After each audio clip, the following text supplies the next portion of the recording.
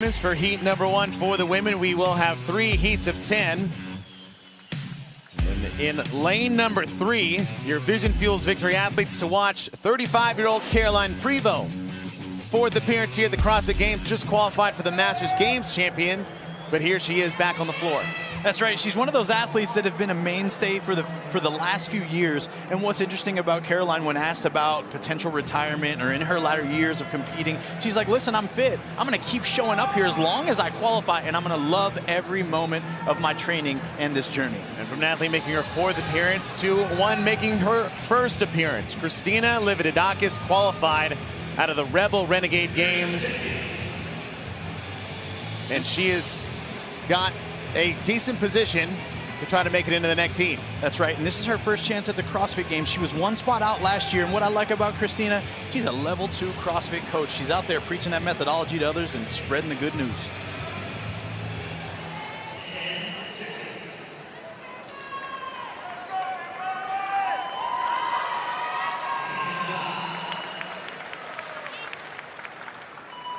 Heat number 1 is off, as they'll start with 40 cals on the Echo bike. We ended last night's competition on the Concept 2 bike. What's the difference of feel between that and coming in here?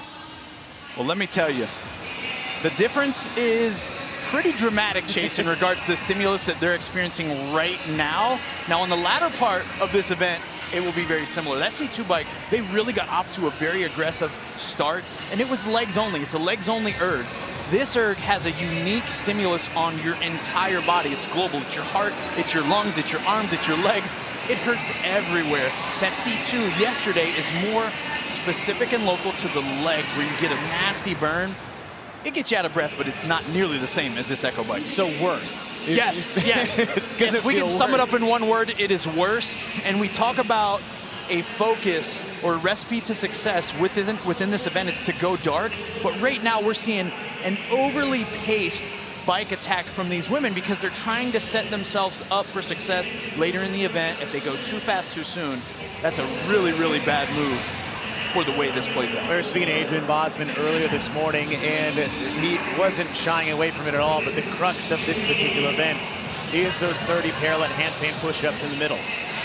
That's right, and we're going to see 2 different strategies of approach here.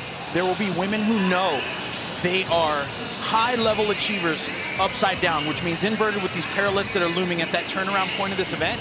They will have the freedom to go a little bit more aggressive on the bike early because they know they can still execute under fatigue. Women who are expecting a struggle are going to have to overly pace this early so they're fresher at that turnaround point. Athletes working their way through their 40 cals over the halfway mark. Caroline Prevost in the center part of your screen. To her left, Mariana Meza out of Mexico. Her 1st appearance here at the CrossFit Games. No stranger to elite competition in the qualifying stages, as she actually qualified out of the Far East Throwdown. Yeah, and you see her there just kind of chipping away at the calories. Good forward lean. The trick to saving energy on this Echo bike is to get your center of mass as much as you can right over the middle of those pedals, and she did just that. Very efficient on the opening 40 cals. Meza's off the bike, but Sungyoung Choi to her left is onto the yoke first. 385 pounds total. That yoke itself weighs 245 pounds. It's a 100-foot walk. I don't want to say a 385-foot yoke or pound yoke is a minor inconvenience, but it's still not very light for these athletes, even though it's the 30 handstand push-ups that we are about to see that will be the game changer in this event. Meza slowing a bit and allowing 2 athletes to pass her. You have Emily DeRoy and Cindy Mikulishin. This is where we're really going to start to see what is their confidence like, how fast do they kick up and begin chipping away at these 30 reps. You're going to see athletes slightly adjusting their parallettes. They do have the freedom to move them wider to adjust. Their head has to be sure to touch the pad at the bottom. They've got a reach lockout at the top, and what we saw over there from Choi at the top is her legs have to come together and show lockout at the top, so that was a no rip. Now the legs can splay out on the way up, but at the finish they need to come back inside the shoulders. As Messick kicks up for her. What looks like to be her second rep. You see the counters in the back of the lane. The number to get to is 30 as we are past the 4-minute mark.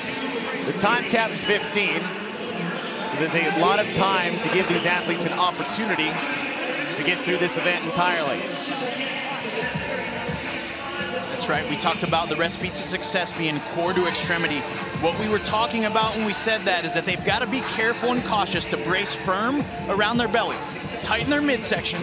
They're going to bend at the knee, and then the more accurate they can be with the driving of their legs upward, the more success and less energy they will waste as they reach that lockout position. As we just saw 2 great reps there by Livididakis.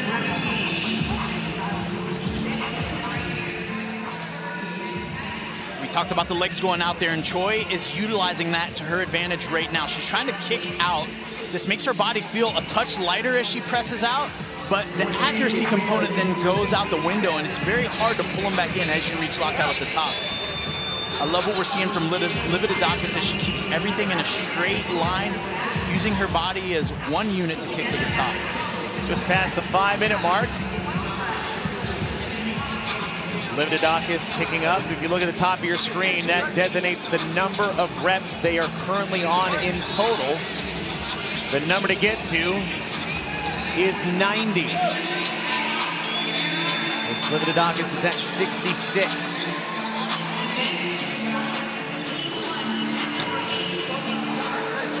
Chase, you'll notice Meza really arching pretty aggressively at her neck every time she kips up.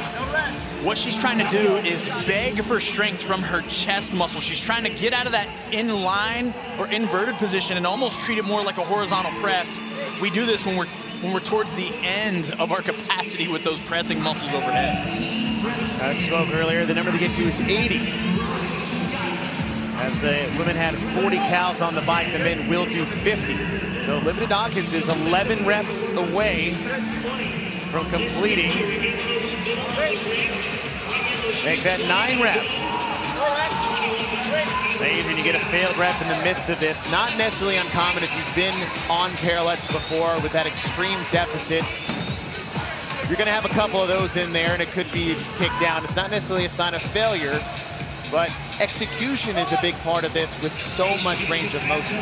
That's right. There's so much of that balance, coordination, accuracy, and agility that's a part of this that it's a very athletic movement, right? And that no rep there by Livididakis was, she shrugged it off. She did exactly what she needed to do. She gave herself a reset, shook out her triceps, and she was right back for some high-quality repetitions to follow. Your leader on the left side of your green. And on the right, you can see Syria Meja and Maria Quintero. They're in the top 4 in this heat. This is heat 1 of 3 for event number 8. 300 points up for grabs today. We are crowning champions here on Championship Sunday.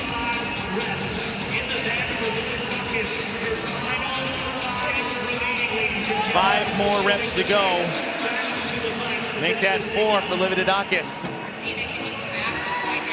Big fan of what we're seeing from Livididakis right now. High-level self-awareness. She's literally down to singles, but they're smooth. She's trying to minimize her rest time. She kicks back up. Her reps are staying sharp. We're starting to notice a little bit of a sticking point as we reach lockout, so the rep does slow. Oh, here we go. A double. She was feeling good on that one, and that was a mistake. Got a little greedy. 2 more reps for Christina. Still has about a 8-rep lead. If you look at the numbers, the number we're trying to get to is 80 at the top of your screen as we're approaching the 8-minute mark. The numbers to the right of your leader in yellow box is the number of reps they are behind. 1 final rep. And now we're back to the yoke. Now athletes have to touch that pad because of the offset of the handstand push-ups, and that just makes the amount of ground they need to cover even across every lane. 385 pounds on the yoke, 100 feet across, and the Echo bike is waiting, and it is a 40-cow finish, which is Not awesome. It may be awesome for the fans, but not awesome as an athlete. Hey, we've talked about this a couple times throughout the weekend. You get an opportunity to feel this loneliness leading the pack, to be so set apart that you just cleared the competition floor alone, 385 pounds across your back. That at least has to provide some semblance of relief going into these 40 calories in which Livididakis knows it's time to go dark. Yeah, this is the kind of loneliness I want. What I don't want is everybody on the finish mat watching me bike alone by myself. Caroline Prevost is at 25 of her 30 handstand push-ups as she is holding on to second place, as Livididakis on the left is just extending her lead dramatically. So we're slowly approaching the 10-minute mark. Now keep in mind, the time cap's 15. So these athletes that were not even on the bike have to finish their handstand push-ups, walk the yoke, and then try to race the time cap on the bike. Which also won't feel great, but this has to build some urgency for Livididakis. She's got to consider, one, the other two heats that are watching her execute this entire workout are going to be aiming for her time to beat as a rookie. Is that something that's even going through her mind as she gets close to this halfway point on Go Dark? She's got to start to have that urgency. Whatever she has physically in her body, she's got to start to put into that bike right now. Less than 19 cals remaining for Christina. The number to get to at the top of your screen is 130. We have our new challenger coming off the rig. And it is Caroline Prevost, followed by Emily DeRoy, Cindy Mikulishin, and Luisa Marquez. Okay, now we got a race shaping up in our hands, and we've got some bikers, Chase, that are going to be putting down this yoke and getting onto that echo bike. Their pace is going to be pretty blistering, I would imagine, here as we enter into this final stretch. Prevost to the bike first, ahead of Mikulishin and DeRoy, as Livididakis is 10 cals away from finishing her final set of 40.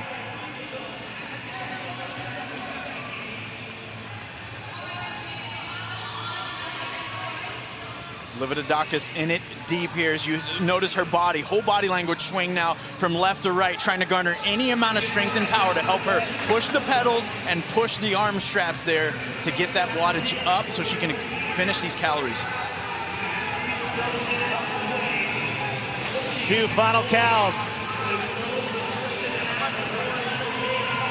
Got to get off the bike, and I say sprint to the finish line, but good luck after blasting your legs on the Echo bike.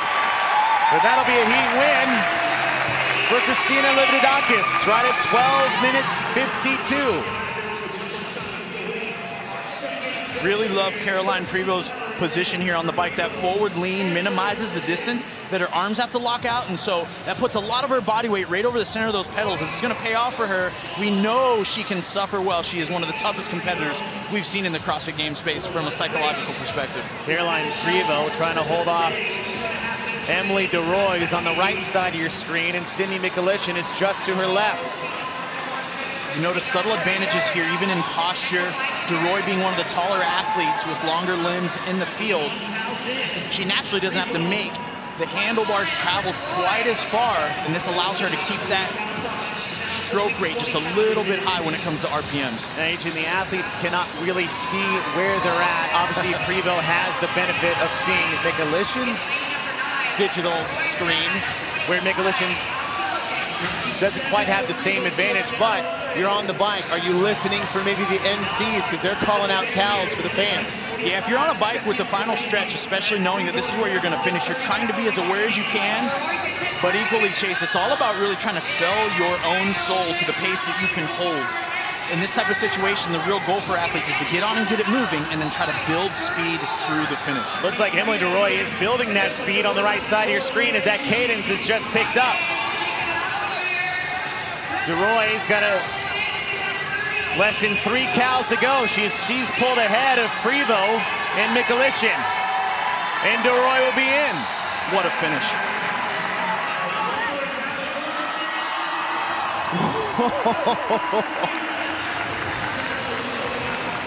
There's one thing about starting on an echo bike. There's another about finishing. And when you get on the bike at the same time as a couple other people, like, darn it, now I got to race. Yeah, you're just disheartened. And how about when you write up a test like this, though? You know, you're sitting behind the program design, whether it's noted on a napkin or whatever. I just feel like that evil villain laugh coming from Dave Castro. Yeah. It's like, and at the very end, they're going to finish on the bike. It makes it diabolical. That's what it does. We got a 3-athlete race. The Syrian Meha will be in.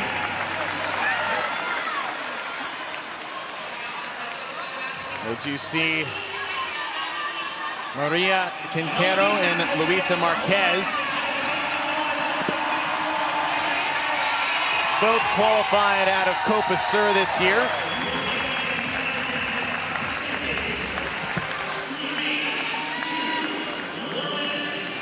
And that'll do it for heat number 1, as Christina Livdidakis will set the time to beat at 12 minutes, 0.52 seconds. And it is in lane number 5, Annika Greer, who had years of heartbreak, sitting in 11th place overall. Had a great finish in the back squat. See how she fares on this echo bike. I think she's got a chance to make some moves here, Chase. She's talented when it comes to inverted movements. The bike probably wouldn't be her favorite to start, but it's going to be a composed start.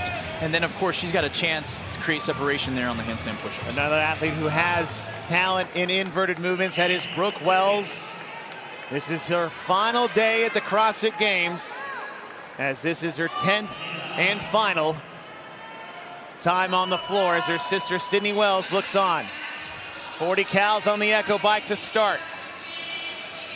The time to beat set in the previous heat, 12 minutes flat. We got some different strategies already coming to play. We see Abby Domit there going pretty hard on this opening pace right there in lane 4 to the left of Haley Adams. Haley more composed, steady. Abby coming out. Folks, if you just focus right on their hands or their feet, you can notice the difference in the RPMs. Of course, we don't get a direct dial on speed, but it's a really strong precursor on the speed that they're holding just by looking at how fast those hands go in and out. Also looking like a science experiment when we're talking about conducting electricity with the hairs flying everywhere. Christina Livdidakis takes the time to beat in heat number 1. Her time was 2:46 off the bike, as you see Brooke Wells. A lot of emotions coming into this weekend. Obviously, we said it is her 10th CrossFit Games and her final CrossFit Games, as she had announced her retirement prior to coming in. Still sitting 16th overall. And seen several athletes over the years, Noah Olson being one of those athletes that in his 10th game had talked about it being his last appearance. Yeah, and when you make that kind of announcement, you just wonder how you subdue the emotions coming into what you know is going to be your final day here at the CrossFit Games. Lydia Fish, one of those rookies who's having a fantastic rookie debut. You see Haley Adams. Haley Adams will be an interesting one in this particular event. She's one of those athletes that can grind through those things, as Abby Domit is leading the field with 5 cals left to go. Just past the 2-minute mark. Yeah, Gracie Walton just a few calories behind her. We also noticed her pace was quite aggressive, right in that opening surge on the bike. Domit is done. 30 seconds ahead of the pace set by Christina Livdidakis. And now, Chase, what we saw here was the first person off the bike into the yoke. Didn't fare so well in heat 1. So we'll see if these ladies are getting off with due confidence because of their ability to execute the parallel handstand push-ups or not. 100 feet across the floor, and Domit will take a break. That yoke weighs 385 pounds. As Gracie Walton is now matched up with Abby Domit. Gracie Walton, who did not have the event that we thought she would last night with the burpee box jump overs. Usually she does so well in those sprint type events. See if she can have a bounce back event here this morning. Abby Dummett right up. We saw a lot of athletes in Heat 1 finish and then take a big break before they started. As Dummett is doing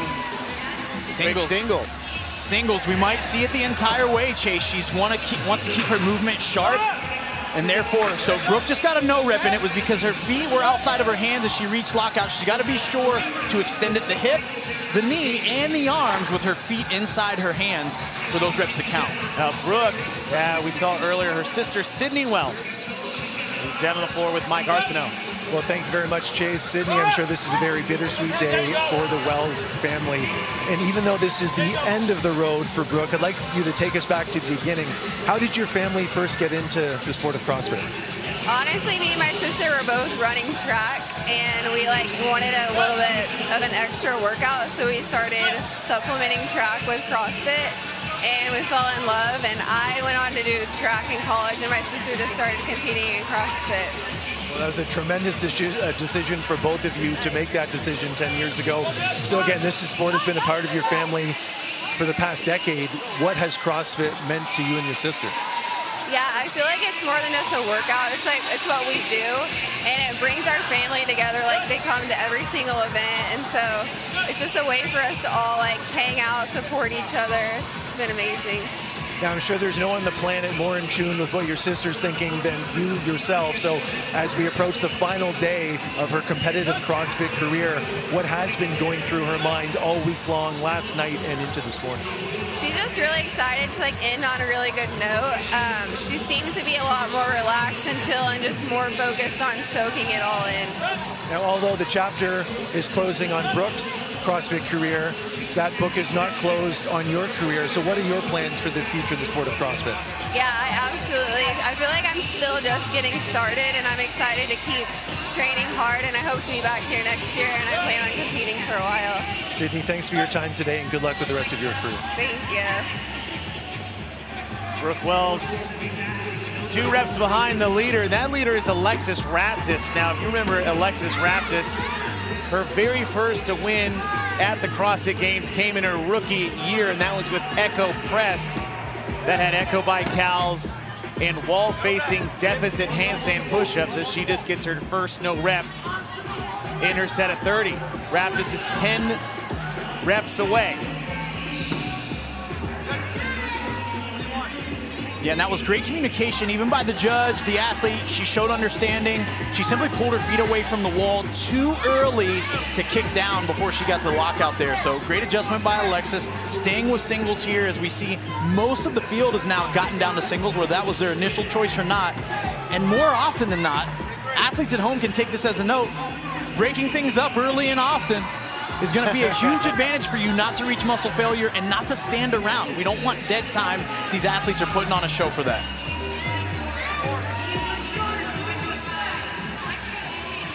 Gracie Walden has moved into, we really got almost a 4-way tie in the last 5 reps between Gracie Walden, Alexis Raptis, next Lexi Neely, and Brooke Wells. And this is what's setting Gracie apart here. She's still willing and able to do multiple reps at once. Brooke taking a quick break.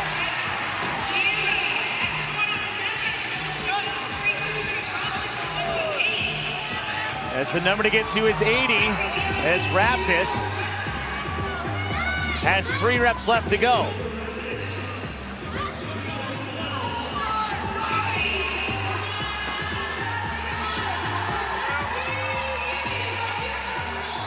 Now off the wall first is Lexi Neely, and if that name sounds familiar when we're talking handstand push-ups, is that she won Push-Pull 2.0 last year in Fort Worth, but Gracie Walden has been a 25-foot lead on Lexi Neely. Lexi Neely, with 8 years of competitive gymnastics in her back pocket, was going to fare well inverted. The downside is in gymnastics, you don't got to chase Gracie Walden on an echo bike, Chase. We talked about Gracie Walden's success with burpee events, but let's not forget last year, her event win came in Firestorm. that had more to do with how hard can you push an echo bike. And Gracie Walton is doing just that. We are past the 8-minute mark. Gracie Walton's first 40 cal split was 2 minutes and 23 seconds. Lexi Neely's was 2:44, so we already know she can push the bike a bit faster. The time to beat's 12 minutes, but that will not stand as Gracie Walton is just cranking on this echo bike, nearing the halfway point. Yeah, you'll notice she's starting to even create greater separation between her and Neely at this point. She'll be able to back off her pace just a little bit here.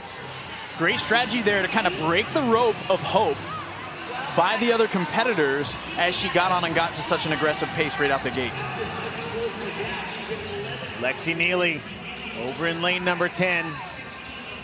Now these athletes might have an ability to see the number that the other athletes are on. You can see those digital counters in front of the echo bike. By the way, God bless those things for all of us. Yes. As Lexi Neely is hitting that halfway point, but Gracie Walton is just 7 cals away as she is digging deep, and this is what we were expecting to see on these final 40 cals. And that is why this one got the title Going Dark. And here comes Brooke Wells coming into second place, pushing past Neely. Walton is in and smashes the time to beat by almost 2.5 minutes.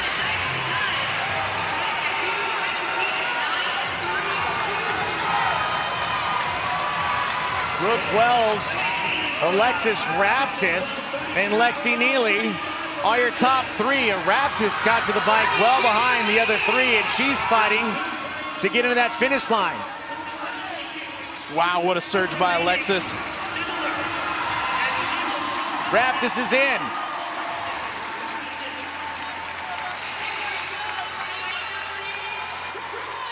Wells is done. Neely has 2 cals left to go.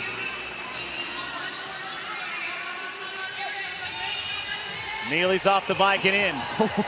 Yeah, that'll happen. I'm impressed that we're seeing so many people jump onto the stage. I thought we were going to see the roll at this point. I really did. There's time. There's time. Lydia Fish has about 10 cals left remaining. Abby Dommett behind her. Now Fish needs to keep an eye on Dommett because Dommett was 45 seconds faster than her on the first 40 cals. Lydia Fish, one of the smaller athletes in the field. Dommett, one of the taller ones. Don't let anybody tell you size doesn't matter when it comes to the echo bike. It's true, and this is why this is such a beautifully balanced event, though, right? We've got the 30 deficit, high-level parallel handstand push-ups, and then it's coupled with this raw work erg that does reward size and power. Lydia Fish is in.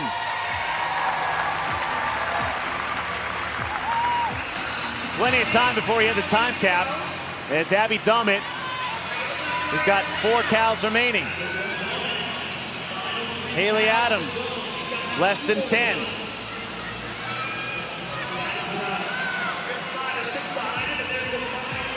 Dommett is in.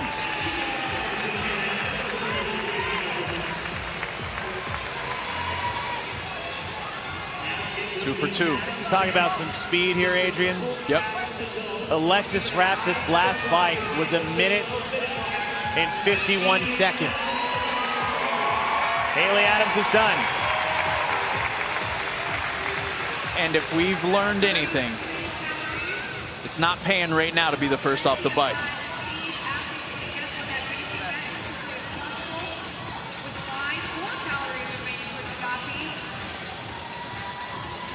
Fisa Coffee working her through her final 2 cals.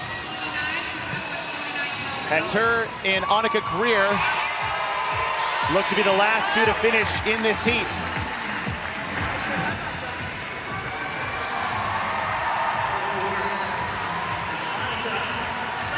Annika Greer still pedaling away. Approximately 6 calories left for her. Annika Greer is on the bike. You look at the background. That is Hattie Canio just getting to the yoke. So I don't know if it's fortunately or unfortunately, but Hattie Canio has 2 more minutes to get as many counts as she can on the Echo bike. Yeah, you get hit with a very unpleasant reality when she's going to put the yoke down and understand she's still got more time to work through that time cap. Last count for Annika Greer.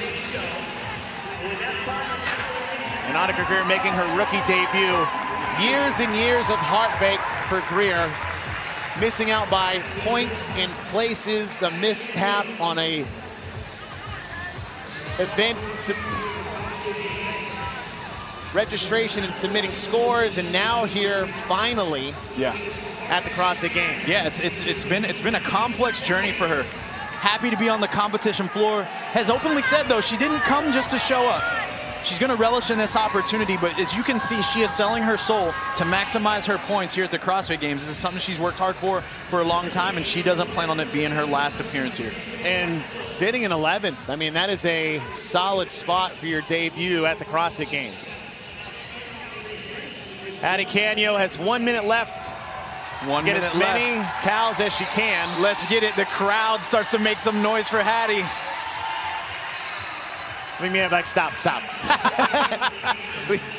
Everybody look at your phones. Yeah, listen, if this has been you, because this has certainly been me. This has been me. At our affiliate, on an erg, just like the Echo Bike to finish.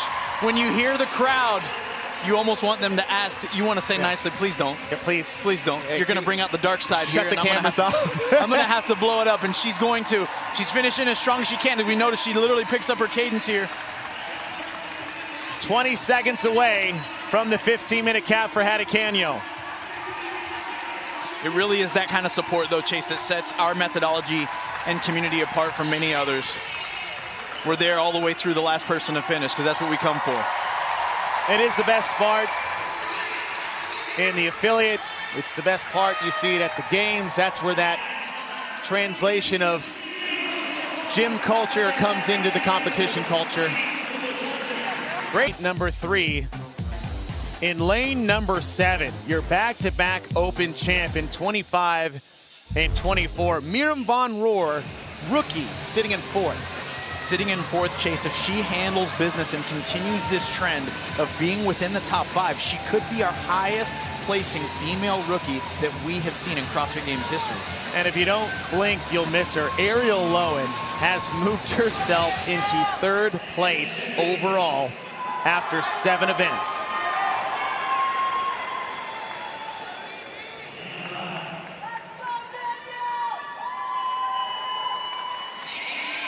Sunday has begun. The march to find the fittest woman on earth starts with Going Dark. Tia Claire Toomey still rocking the white and red leader jersey, is looking to hold on to her lead and perhaps extend it in this event. High-level competitor. When you talk about Tia Claire Toomey, of course, the GOAT in all of CrossFit. We just watched her get off to a very aggressive start. Eyes locked in on her monitor, not looking around, not looking at other competitors. She started fast. She slightly dialed back her pace, and that tells me she's got a specific intention going into this out and back again chipper where she wants to have an exact time to exit that Echo Bike. Tia Toomey won the first 2 events this weekend, starting way back on Friday. Had a misstep at the end of that night, taking a 16th place, but since then, 3rd, 4th, 3rd, 2nd. Makes it really hard to beat somebody that doesn't get in their own way. Just to her left in all pink, Lucy Campbell has contributed to a few of those places outside of first, as she took 2 first-place finishes yesterday. Lucy Campbell's in 2nd place overall. 69 points behind Tia Toomey. Now the question for Lucy coming in, we talked about it all weekend long. She had her rookie year at the 2022 CrossFit Games, where she also won 2 events as an individual, and then missed 2 years due to a devastating wrist injury that took multiple surgeries, 2 years of rehab, setbacks just to get back into competition mode. Now here she is holding on to a second place position, but the question she has for herself, and she told us this yesterday, is how are those handstand push-ups going to feel? That's right, it's one of those movements, again, quite limited with her exposure. But we'll see how they fare today. And here's Kringle leading off the bike. We've seen this all weekend. How many times have we seen Kringle jump out to an early lead in her heat? And whether that plays out strong or not for the outcome, what that tells me is that fearless mindset of a competitor as we see these women getting to work on this yoke. That even as we talked to Adrian Bosman earlier, he was like, hey, I don't expect this to slow down any of these top women. They're fit enough, but it's going to be a problem. It's a spinal loading that really affects what they can do on these handstand push-ups. Kringle is in, followed behind closely is Olivia Kerstetter. As Tia Toomey sitting third in this heat, and they make their way to the middle part of this up and down chipper. 30 parallel handstand push-ups at a 10.5-inch deficit. Amy Kringle rattling off 3 reps in a row there. Relatively smooth. What we'll see from a lot of these women, first couple reps might be a little hit and miss, unless you're donning the red and white jersey and your name is Claire Toomey. They all look very smooth. Oh, man. And she's opening with a set far bigger than we've seen any competitor open with so far here in Going Dark. And not just that, but how crisp those reps look. Amy Kringle on the left, she was first to the wall. But in one set, Claire Toomey has already surpassed that, taking her first break, and it was a long one. It was, and I think that's very calculated, Chase. Again, you talked about the sharpness. This core to extremity theme that we've talked about is a key point of performance in a lot of the movements that we do. Watch how sharp Tia shoots those legs up and together right as she reaches lockout. Right there, she held that lockout even longer just to make sure that her judge was able to see clearly that rep was going to count.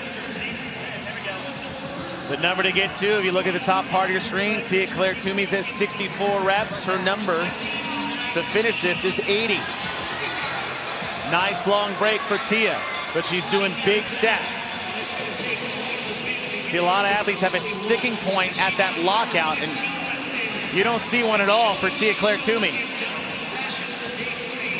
No, you don't see that slowing in the middle for her that you do see from a lot of the other competitors, which is a beautiful thing because it rewards Tia twice. It rewards her in the speed of her reps, but it rewards her for reduction in fatigue that builds up. A lot of these athletes that are slower to lock out, it makes them even more tired. So the rich get richer in a movement like this, the way Tia is executing. Approaching the 5-minute mark. You can see the time in the upper left corner of your screen. The time to beat set by Gracie Walton at 9:32.20.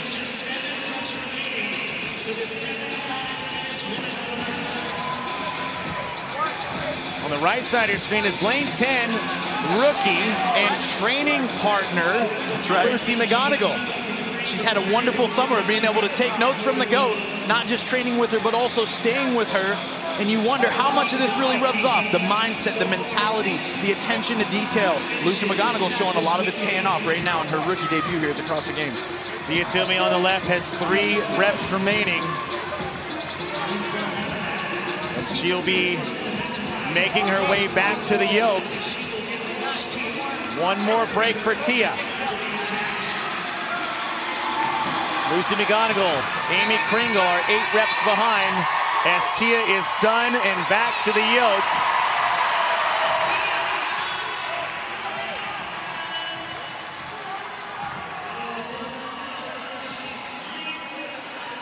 This yoke, not a problem at all for Tia. We talk about the separation between you and the field. It brings you a sense of renew, even amongst fatigue. And she has set herself apart from the field. She's going to have it all to herself as she makes her way back to the Echo bike. No problem with the yoke. She has 3 minutes to get underneath the time set by Gracie Walton.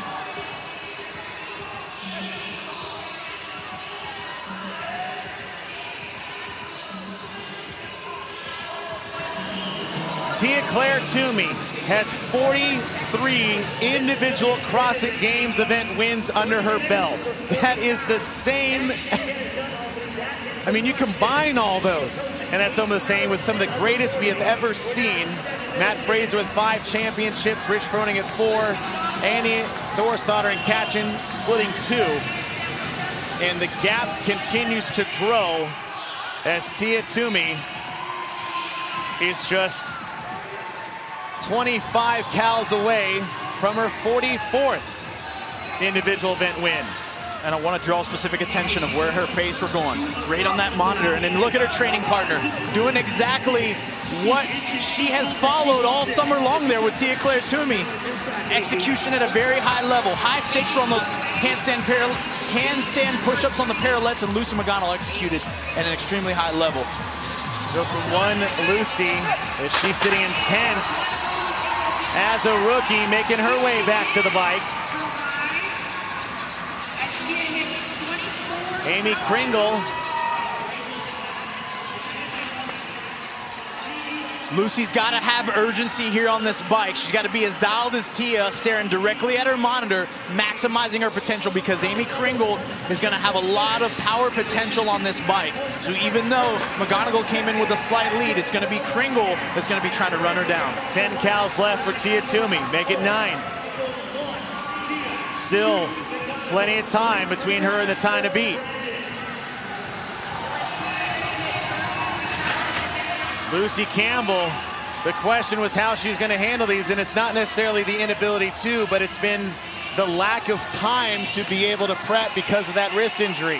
But one good thing for her is that she is not alone out here, because Ariel Lowen, who's in 3rd, is still on the handstand push-ups. And Tia Toomey is done. 43 becomes 44, and there are 2 more events that stand between Tia Toomey and her 8th CrossFit Games championship.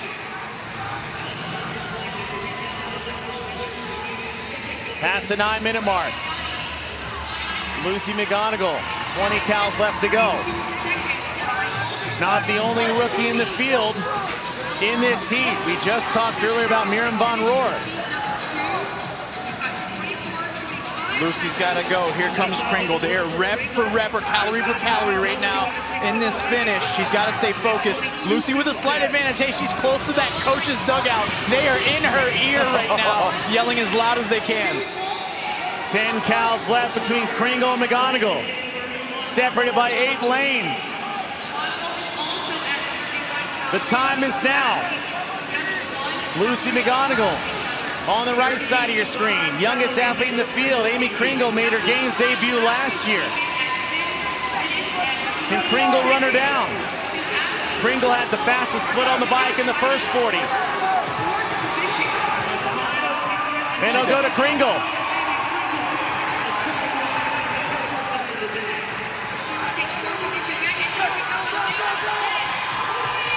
McGonigal's in. Lucy Campbell is the last to the bike, and she has plenty of time to finish, but there are plenty of athletes ahead of her. Plenty of athletes ahead of her here in this heat chase, but a lot of these scores are going to matter, and we just saw Lucy Campbell enter that bike with no hesitation into sprint pace. Herstetter is in. Maddie Sturt's on the bike in the forepart of your screen. Miriam Van Rohr, and then you see Lucy Campbell, who is ripping on those handles, and she needs to get as close to Ariel Lowen as she can, as Lowen coming into the day at 456 points. Campbell has 541, so there is some room to spare between the two, but you do not want to give up points when you don't have to, as Sturt crosses the finish line. You can see the body language from Campbell right there in the middle. That's desperation. She knows she was in a deficit, and she knows she's trying to claw her way out. Significantly getting to the bike later than these other 2 women, but she's scratching and clawing for every point to sustain that podium position. Well, she's getting pretty close, because Claudia Gluck has only got a calorie on her, so can Lucy save 3 or 4 points? A bit too far away to catch Lowen, but at least close the gap as much as you can, because athletes from previous heats, those times are going to matter as far as how many points Campbell gives up here. Wow. Great finish there by Miriam Von Rohr. There's the roll you were looking for. That's right. That's the one. That's the one we expected a lot more throughout this event. Going dark does include going actually dark.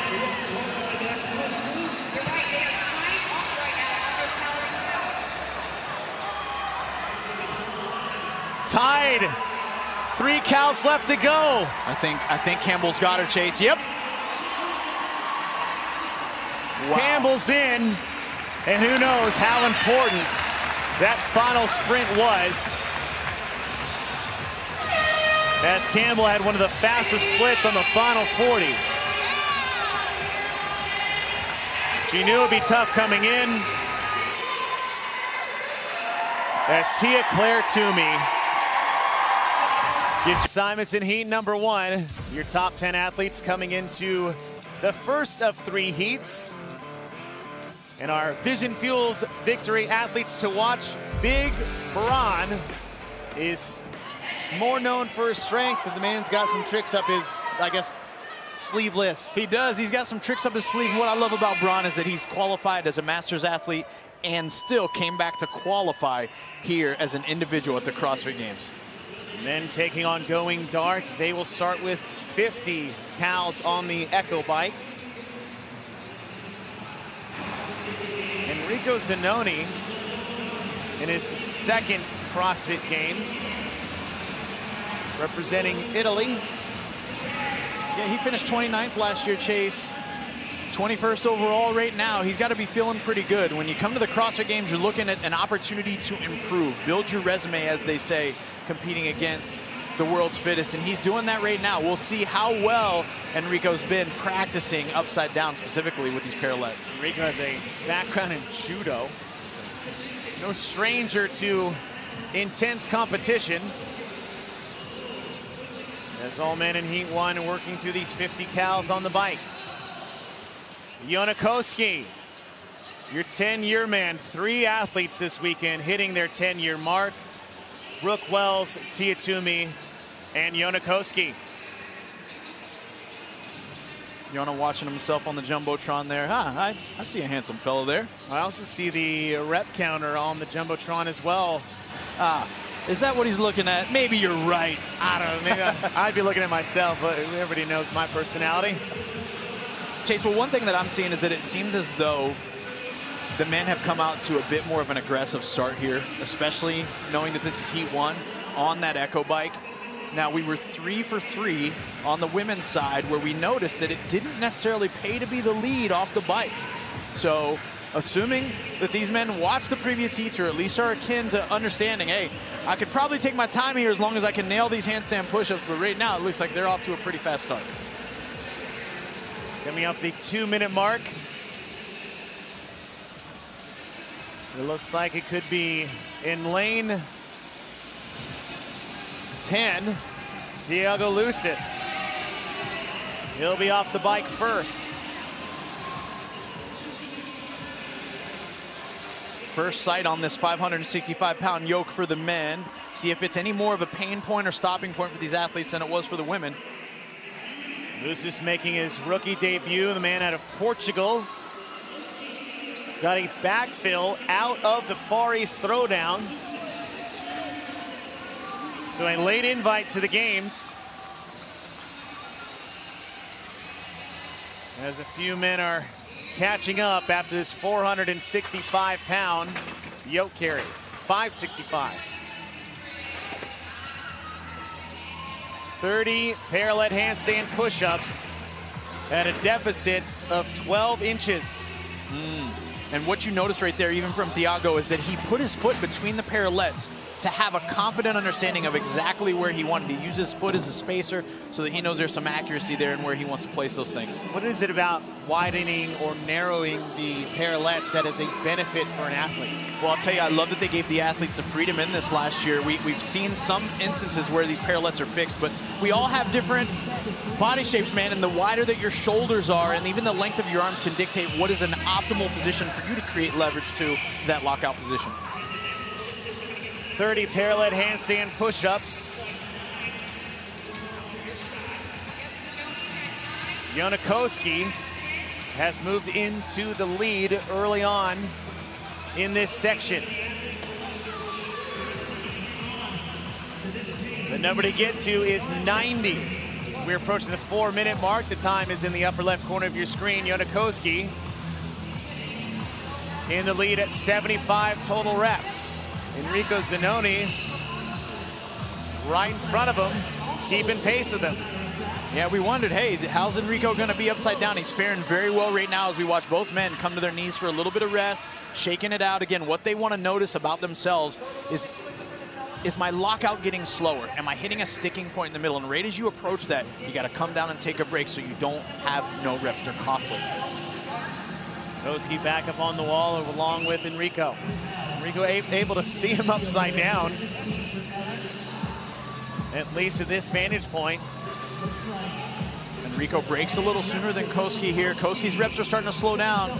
Set of 5 for Koski. He has 10 reps remaining. And that's where that 10 years of veteran experience comes in for Yona. He's able to identify, like, hey, okay, I'm going to stay here for a couple more. I've got a few more. As he's able to balance that threshold with not getting a no rep and still trying to squeeze out every rep he can. Zanoni back up ahead of Koski, but now getting reduced to doubles.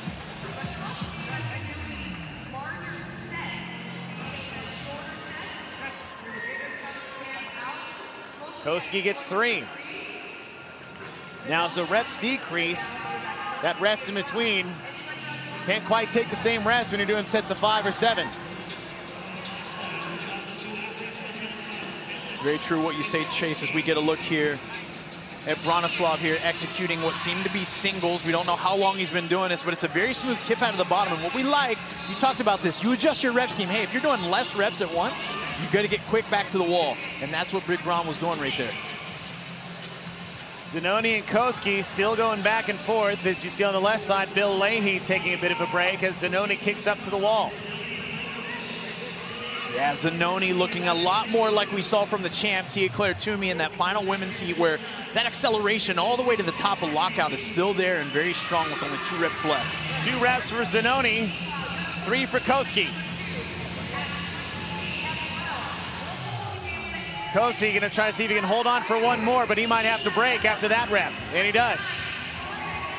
Opens the door for Zanoni, and he's off the wall.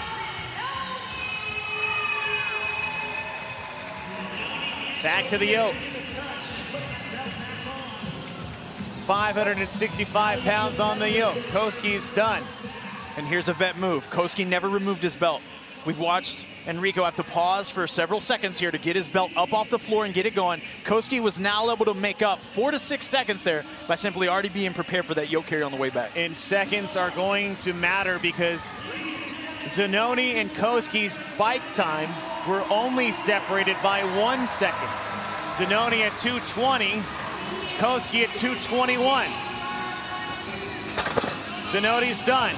Onto the bike for his final 50 cals. Koski hot on his heels as Zanoni may have a cal lead on Koski.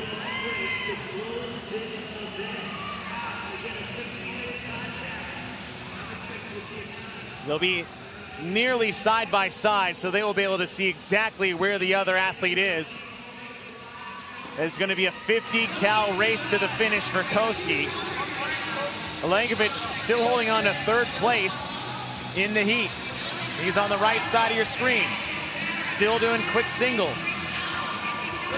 Yeah, still smooth there. And now he's off. Alangovic is done. Now we got the 2 on the bike playing a little bit of cat and mouse at this point. Yona with a very strong forward lean. You see him just readjust his position there on the left of your screen. He's closed the gap on Zanoni. They're now rep for rep. The trick is you don't want to go too fast too soon because then the back half is simply burnout. It's just progressive slowing through the finish line.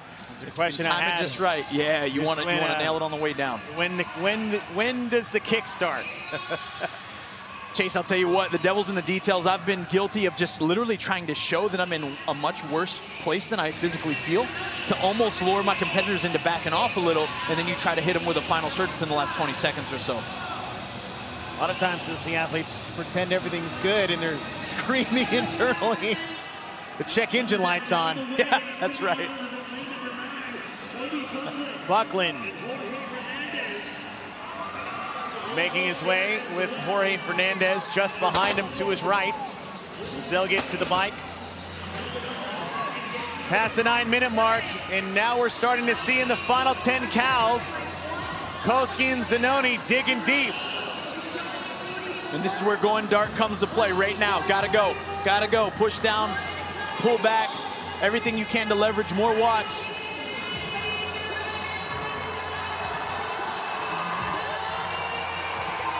Zanoni's off and over, and just behind is Koski. Koski actually had the faster bike, but with Zanoni's quicker yoke carry, that made all the difference. And that one rep that Koski had to break on his final handstand push-up. Wow, yep. The seconds are, you can pick them out of every place, and as you get fitter and fitter, we go heat to heat, saving seconds, tightening up transition times, nailing your rep schemes, vital for success here at the CrossFit Games. Olengovic, 15 reps before he closes out his 50 cows.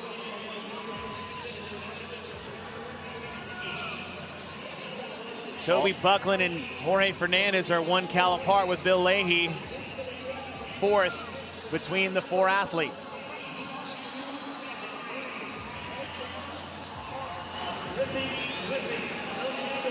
Braun in full lean mode there, right there, trying to get to that 50th calorie.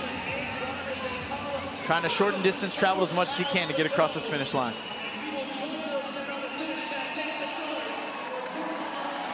Braun is done.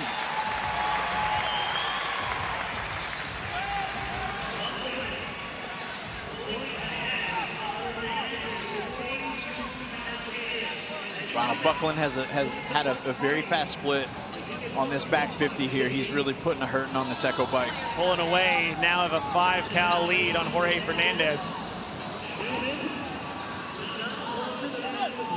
Isaac Newman on the bike. Buckland is done.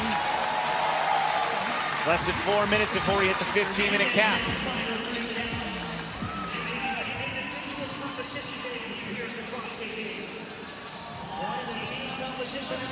Jorge Fernandez across the finish line there. Good enough for 5th in this heat. Bill Leahy on the left. Has about 10 cals remaining. Isaac Newman. Approaching that 20 cal mark.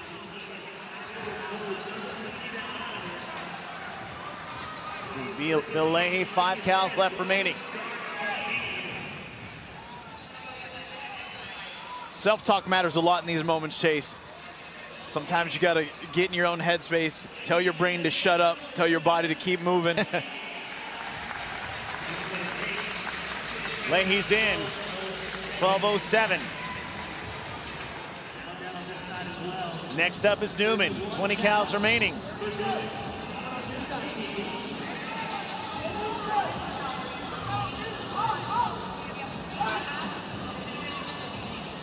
Newman, a larger athlete, taller in stature.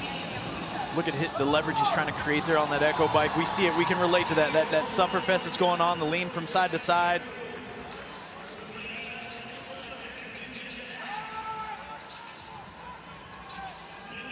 Looking at what section really matters the most. And it is that handstand push-up in the middle. It's more of you either got it or you don't kind of a situation.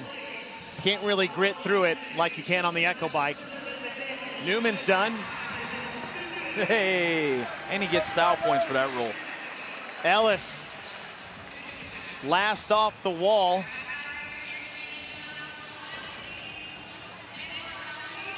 Peter, I got some bad news for you, buddy. You got 120 left for 50 cals, and it's doable. Let's get to work. Morera here grinding away at his reps. Only 5 left. He's going to make it. Let's go.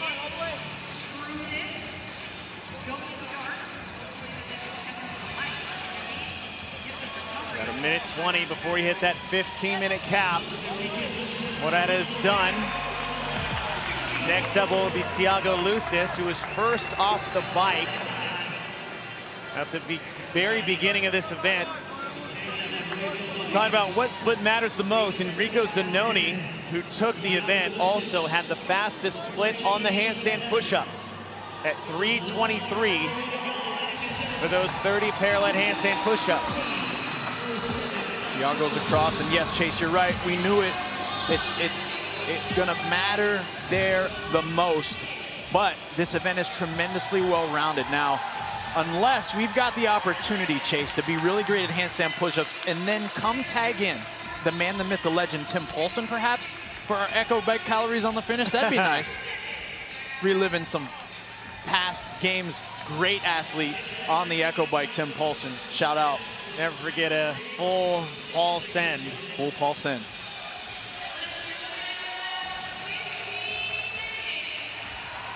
We've had 3 heats of women, 1 heat of men.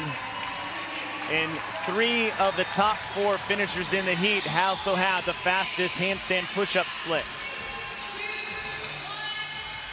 And that'll do it for heat number 1.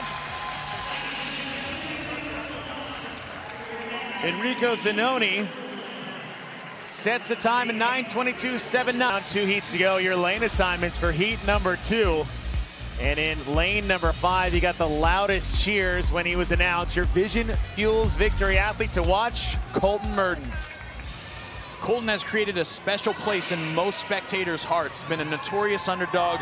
Colton finished 18th. That's his best overall finish at the CrossFit Games. But right now he sits 26 points out of 10th place. And the question is, how does this 12-inch deficit affect Colton Mertens, and how does he navigate the 100 total calories that are waiting for him on this Echo Bike versus some of these tall, strong, powerful athletes he's going to have to break down? And just a lane over, the youngest athlete in the field, Ty Jenkins, your highest-ranking male rookie in the field, right next to Mr. Mertens.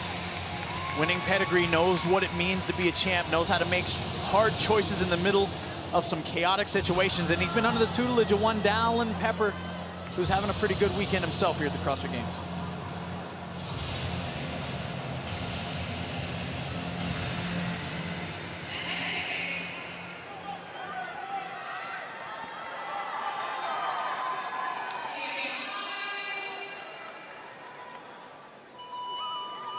Heat number 2 underway. 50 cals on the Echo Bike. Jack Rosema, the forward your screen. It's having a wrestling background. That's a sport they go dark in quite often. Yeah, there's no question what he's going to do on this Echo Bike. He doesn't need to do it now, though, Chase. And so the question remains, how will he navigate that high-level complex skill of the parallel handstand push-ups?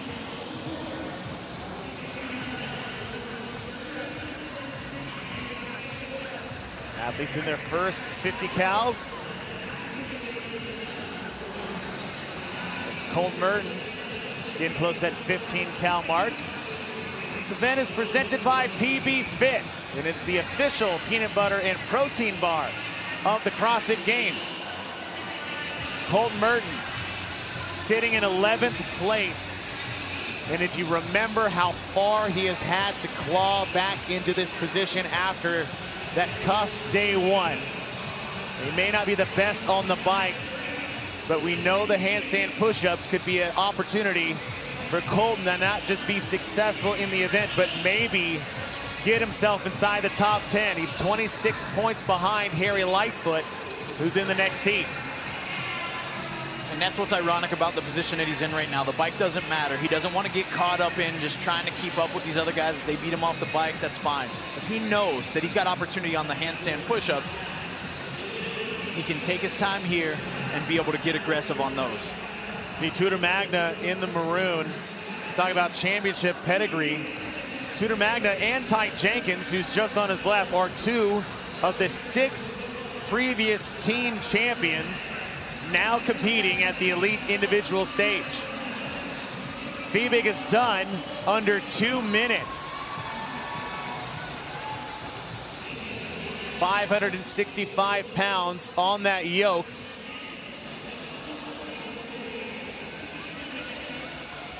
making smooth work of that 585 right now. Doing a great job at keeping a relatively narrow base, but in control. The trick here with this kind of weight on your back is that you got to brace really strong through your midline. You notice a lot of the athletes wearing a belt, and that's to support that musculature around their spine. But then they need that to be very strong and fresh for these handstand push-ups. Callum Clements been floating in and out of the top 10 all weekend long as Tudor Magda makes his 100-foot carry across the competition floor here in MVP Arena. Magda, one of the best athletes in handstand walking. We'll see how that translates to handstand push-ups. Callum Clements on the left, Moritz Fiebig on the right. Fiebig first off the bike, first to the wall. And Moritz looking really smooth. Chase on the right. That kip is smooth. His lockout is fast. If he can keep that up, he's going to put himself in a great situation. Callum Clements out of Spain. Fiebig out of Germany. Fiebig up for his next set. You said it, Adrian. Very smooth, very methodical. And it looks like sets of 3 may be the name of the game for Fiebig. And this is where he has to stay disciplined. He's got to understand, and this goes along with all the athletes in the field. It's you select the rep scheme chases we watch Tudor Magda move through, and they're breaking up pretty frequently. But it's, can you stay disciplined on this time right here, on this rest? Can you stick to your game plan? Is it going to be 3 breaths? Is it going to be 10 seconds? Because it's easy to get caught up in the emotion of competing, especially early in the event. Magda has already moved himself in the lead just ahead of Fiebig by about 3 reps. Looks like quick sets of 3 with a little bit less reps in between for Magda. Yeah, Tudor's got to be careful not to kick off this wall too fast on his last rep of every set. Because that foot is coming down real quick as he's barely reaching lockout. The judge will be watching for that. Fiebig on the right side of your screen in black. Bosshard above him to the right in the green has moved into 3rd. As Magda is still holding on to about a 3-rep lead on the 2 men trying to chase him down.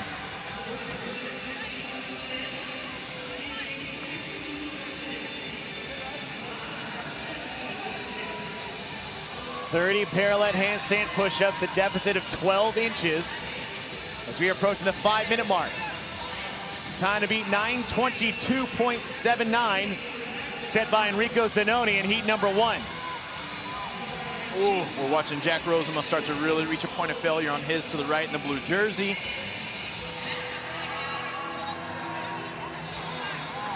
Tudor Magda, 85. The number to get to is 90 total reps. And he seems to be down to doubles now, Chase. You'll notice as he presses out, he really arches his head up towards that plexiglass. He's trying to use his chest to lock out at this point as much as he can on those 2nd and 3rd reps. And look at the top part of your screen. Magda's at 87. The magic number is 90. But Mertens has moved into 2nd place. He was last to the wall.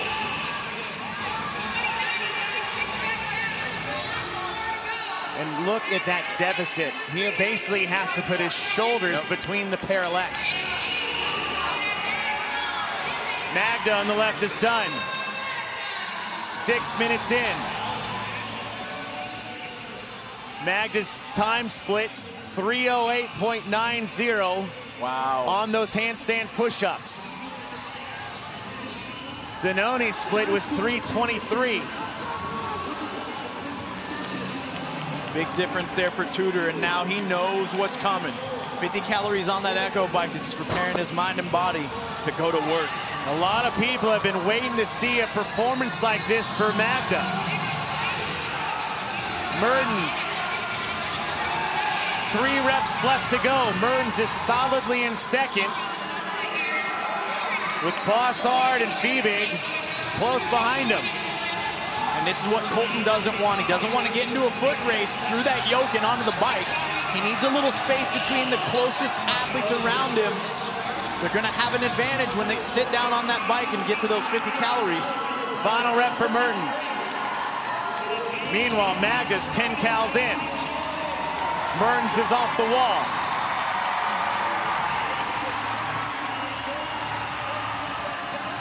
Tudor Magda's bike split was 2:13 on the first 50 cals. Mertens was 2:35.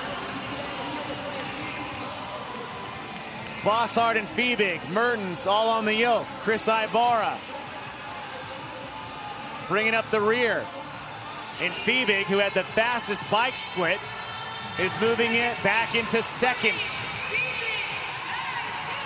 Magda's already 23 cals in. Here we go. And it's going to be a race on the bike between Fiebig, Bossart, Mertens, and Ibarra. Callum Clements is close. Clements had the second fast bike split on the first 50 at 1:59. Do not sleep on Clements. Here comes Ty Jenkins. In the background, Tudor Magda. Face down, gritted teeth. 10 cals left to go for Magda. Enrico Zanoni holds the time at 9:22. Koski just 2 seconds behind him at 9:24. And Magda's digging deep. Magda's in by nearly a minute faster than Enrico Zanoni's time. Great execution all around there by Tudor Magda. Great pacing on the way out. Knew he was going to be able to make some haste on those handstand push-ups. He did just that. And then he went full dark there on that final bike.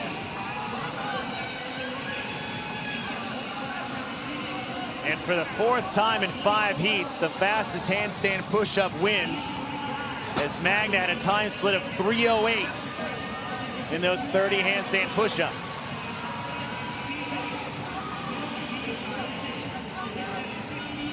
Fiebig and Ibarra are rep for rep, leaving Bossart and Mertens behind.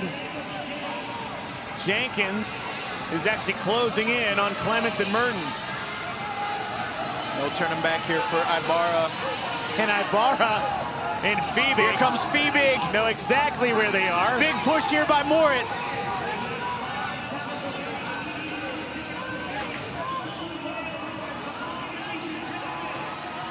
Wow. Fiebig will get ahead of Ibarra and is the only athlete to have 2 bike splits underneath 2 minutes. And that'll sting. We know that pain. We know that pain. Bossart's in. Jenkins is in. And now Mertens.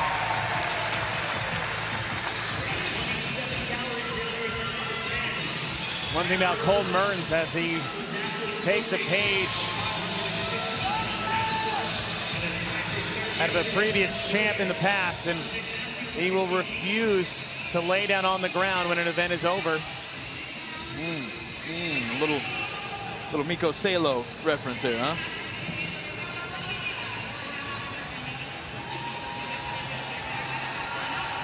Jack Rosema, 15 cals remaining. So you have Nick Matthew and Kalian Souza working their way on the yoke. Rosema, 10 cals left to go. Nick Matthews on the bike. He's got 20 as Kalian Souza in the backside of your screen. Getting the bike, plenty of time. 4 minutes left on the cap for all athletes to finish.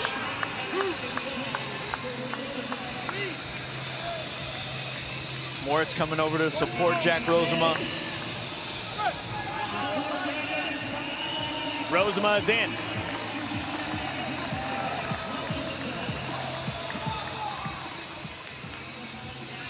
Nick Matthew, less than 10 cals remaining. He's at 43. Kalian Souza just got to the bike about 30 seconds ago. Souza, one of the taller athletes in the field, struggled through those handstand push-ups, and it is not uncommon to see that as we see Nick Matthew across the finish line. 11:54. Tudor Magda's split time at the 30 handstand push-ups was 3:08. Souza's was 7:16. For the fastest biker in the world, it's going to be very hard to make up. Over 4 minutes lost on the handstand push-ups. And that's the trick. We've seen this heat after heat. You can't excel at only one thing, but if you got to pick one in this event, it's the handstand push-ups where you want to meet the compromise. And we've seen that one in every modality so far. We started the weekend off with the long endurance test. Then we had the 1 rep max back squat. And now we have the handstand push-ups. Yep. And it's always something that's going to be the deciding factor. And what you were seeing there was an accumulation of fatigue in those guys trying to find any sense of relief. Now, he might not have been the fastest on the handstand push-up. Wow. But that is the fastest second bike we've had in the heat. And that's what it feels like. Unfortunately, it'll feel like that for the next 15 minutes, and it'll get worse and worse. Yes, it will. And worse. Tudor Magda, welcome to the party. Your hands for heat number 3, event number 8. The man wearing the white leader jersey as your Vision Fuels victory athletes to watch, Jason Hopper. Chase, you said it. The heavy is the head of the one that dons the red and white jersey. We're going to see how Jason responds to this pressure today by handling his business and navigating where his limitations are and leaning hard into his strengths. An athlete who handled business last year, your 2024 CrossFit Games champ, made up 41 points and moved from 8th to 3rd, and he's just 23 points out of 1st. It's time to go dark. 3rd and final heat of men. Reminder that PB Fit is the official peanut butter and protein bar of the CrossFit Games. We had 4 scored events yesterday. It was absolute chaos. Moving day personified. Now we're crowning the fittest man on earth. It's Jason Hopper looking up at the scoreboard and what we see at the Jumbotron, where everybody else is at on their bikes. That's right. It's funny because I noticed Hopper's eyes go right over to James Sprague, an athlete he's trained with a bunch, very familiar with. It was almost like, oh man, hey, you're starting that fast? And then he gave a look right at the Jumbotron to make sure he had to double check to see where he was, in fact, compared to the rest of the athletes. But yes, we know James Sprague is one that really is a big fan of the urge, and he's going to come out reckless. He's got a lot to prove and doesn't like the position that he finds himself in right here on day 3. Jason Hopper's looked about everywhere except for his monitor. He's keeping his eye on the Jumbotron. When we talk about this different aspect of approach, we saw Tia Claire Toomey on the women's side, the GOAT, the champ of champs, with a completely different mindset. She was hyper-focused on only her monitor. She knew exactly when and how she wanted to get off that bike, so she was very fixated on her own pace and no one else's. Harry Lightfoot is at 37 cals. He's holding on to that coveted 10th position as they will reseed after every event. Colton Mertens in the previous heat was in 11th. Harry Lightfoot is in his 2nd consecutive CrossFit Games. James Sprague, Roman Krennikov, and Gerard a couple cows behind him. But we know that the race is under Zeus. The race is under Zeus, and it hits at the handstand parallettes. Chase, we are 5 for 5 in heats so far. That the first athlete off the bike has not been the first athlete back to the bike on the way back. Roman to the yoke first, along with James Sprague and Harry Lightfoot. Sprague, fastest on his feet as he makes his way to the parallel handstand push-ups. 565 pounds on this yoke. Dallin Pepper making short work of that yoke. Fast strides across the floor, closed tremendous distance there on Lightfoot and the other leaders. Hopper, followed by Ricky Garrard. Ricky Garrard is just 10 points behind him. 4 points per place separate your finishing position as James Sprague rips off a set of 4 and that black shirt. Yeah, and you're going to notice James is a tall athlete, Chase. He's got to shoot his feet up and around that plexiglass in order to get to lockout. as we see Ricky take a short break here. A lot of these athletes that were the first ones at the plexiglass are the ones that deem or have made a choice that they think they're going to struggle with the parallettes. They wanted to get a head start on them. The big question here for Ricky Garrard was how was he going to handle the handstand push-ups? Back in 2022, when Ricky Garrard was wearing that white and red leader jersey, got nearly dead last in a handstand push-up event, eventually losing it by the end of the weekend. Well, and one man we don't want to sleep on is Mr. Jay Crouch. Exactly. Right there in the pink shoes. He's someone that I have my eye out. Jay Crouch, Justin Medeiros, Austin Hatfield, some of the last men off the bike are going to be some of the most dangerous threats in having the shortest time splits on these 30 kipping parallel handstand push-ups. Austin Hatfield just got himself a no rep, and that was more for just getting depth. And we talked about a 12-inch deficit. Austin Hatfield is not the longest armed human in the building, and it makes it much more difficult to even hit depth, let alone do the movement. That's right. We heard grumblings of Austin talking about potentially even going unbroken. Hey, 30 reps? I might be able to do that unbroken. Oh, well, maybe at least 25 of them. Well, Mr. Hatfield, that's not what it's looking like right now, but we get it. Maybe this is something that you keep in your back pocket. He is having short rests, and he's right back to the wall. And currently, he is the leader through this portion of the event. Hatfield's in 8th place with 482 points, 16 points behind 7th place Roman Krennikov.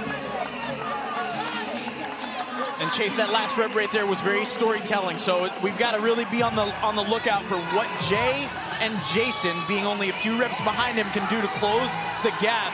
Because Austin's lockout is getting very tried on the right, as is Jay's on the left. Meanwhile, Ricky Garrard and Jason Hopper are trying to close the gap on Crouch and Hatfield.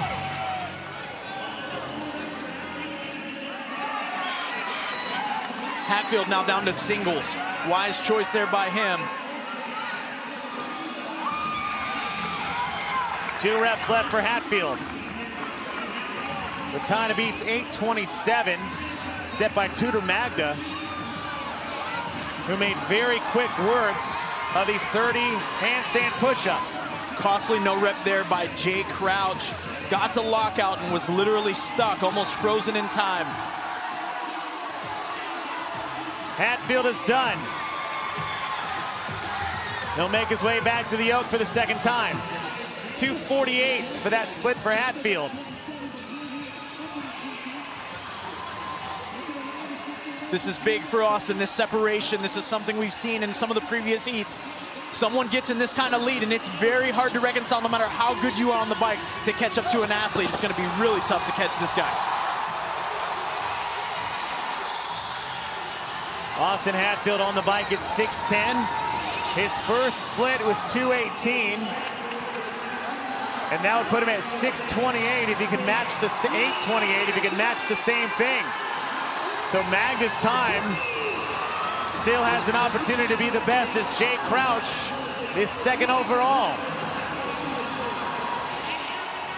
And Jason Hopper and Ricky Garrard at the bike at the same time. Ricky Garrard pulling a little bit ahead. Garrard is sitting in 2nd place, 10 points behind Hopper. And he is the man that would love to get in a bike race. But so will the so-called king of the Echo bike, Jason Hopper. That's right. We have got a race lining up for us, and I'm going to tell you right now, Chase, Ricky handled the business that he needed to handle on those handstand push-ups. It was a question from both of us going into this event, and he's really seized the moment there, and now it's time to suffer. Jason Hopper took Firestorm last year that had Echo bike cows and burpees over a barrier. Austin Hatfield still in the lead, approaching 30 cows, but Jason Hopper, who took it quite easy on the way out, was saving it for the last 50. Dallin Pepper also on the bike now, just behind Garrard, just behind Hopper. Hopper, 10 points ahead of Garrard and Sprague. Medeiros in 4th. This is a big opportunity for Jay Crouch.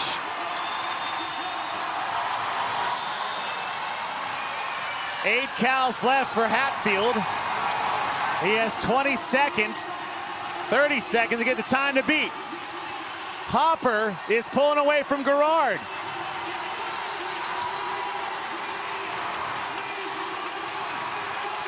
Hatfield is done. He'll take the win and 100 points.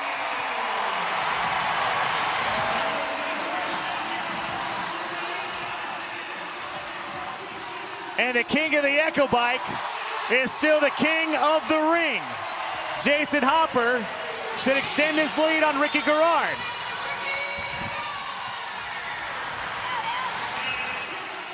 Ricky Garrard was right behind Hopper, but Hopper got an 8:26. Magda was 8:27. Precious, precious points Hopper just picked up with that last 50 cals.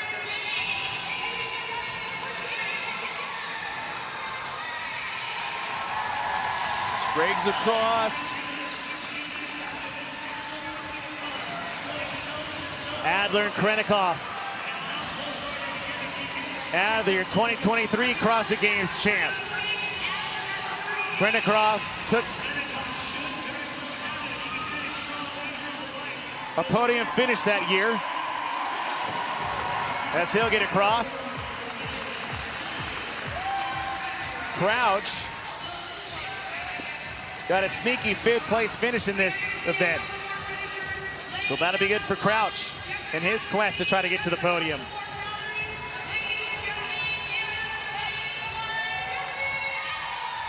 Adler is in as Medeiros and Lightfoot are still on the bike. Jason Hopper had a 10-point lead with that half a second finish ahead of a time in a previous heat. He put a 4-point lead and turned it into 8 on Ricky Garrard. Justin Medeiros is still on the bike. He was in 4th. He's behind Harry Lightfoot. Medeiros is last in this heat. Yeah, Chase, he really hit a big sticking point back on those handstand push-ups.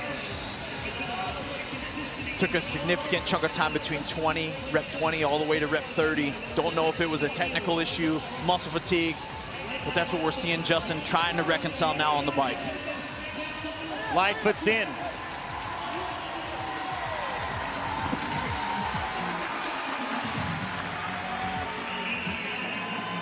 Every point matters. Every second counts in this field. It's so competitive with only one of the most exciting events looming that we potentially have ever seen at the CrossFit Games. Yeah.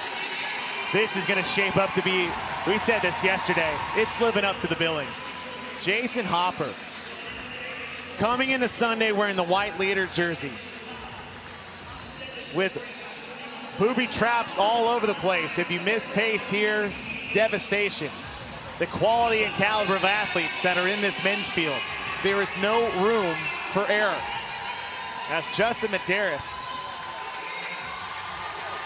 as a tough finish to start Sunday, and that will give him a 23rd place in this event. James Sprague came in 3rd. He got 7th in the event. Austin Hatfield is your event winner. Workout in the middle of the competition. Well done, Mike. Your Heat 1 lane assignments coming into event number 9. We do have another event to go after this. As a reseed after every event, you see pretty much every country is represented here in Heat number 1. And just think of how long these women have dreamed to be here on the competition floor here at the CrossFit Games.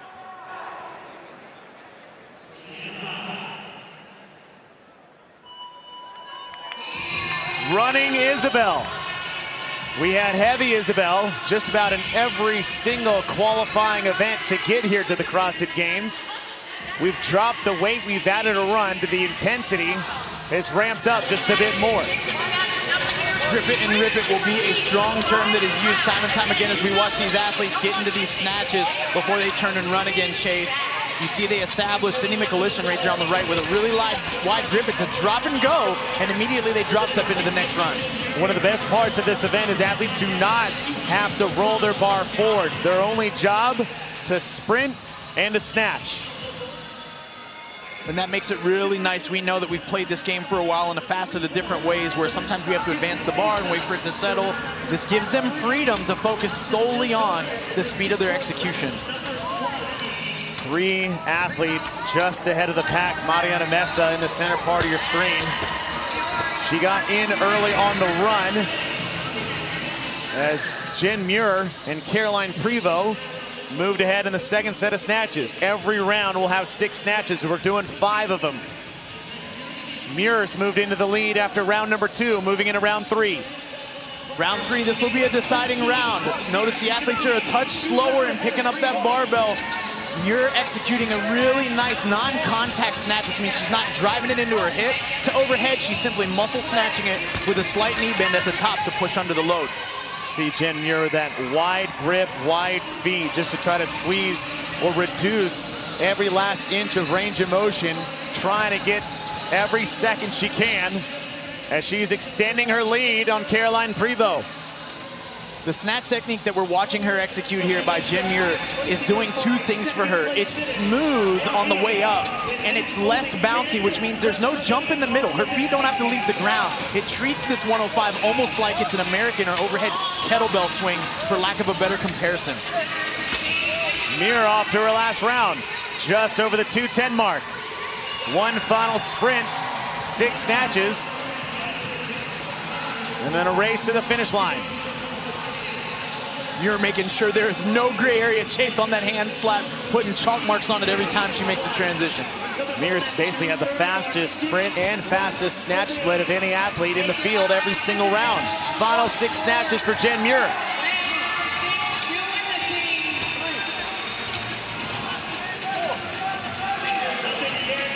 Final rep. And the rookie from Scotland is going to set a tough time to beat, right around 247, 248.91 for Jen Muir. Mikulishin's in. Lividakis, Mesa. Time cast 5 minutes. Some athletes into singles, others choosing to pause overhead to regroup. We were watching that demo team tackle this all but 10 minutes ago. And there's a real possibility that some athletes may push to the point of failure on these last 6 reps. As we watch DeRoy come across the finish line there. Holding her back. That is, Chase, the posterior devastation that takes place when you're cycling 30 repetitions from ground to overhead in the form of a snatch is crazy. We're talking hamstrings, we're talking glutes, we're talking lower back. It is all screaming at you for some kind of rest or break. Luisa Marquez working through her final 2 snatches at 105.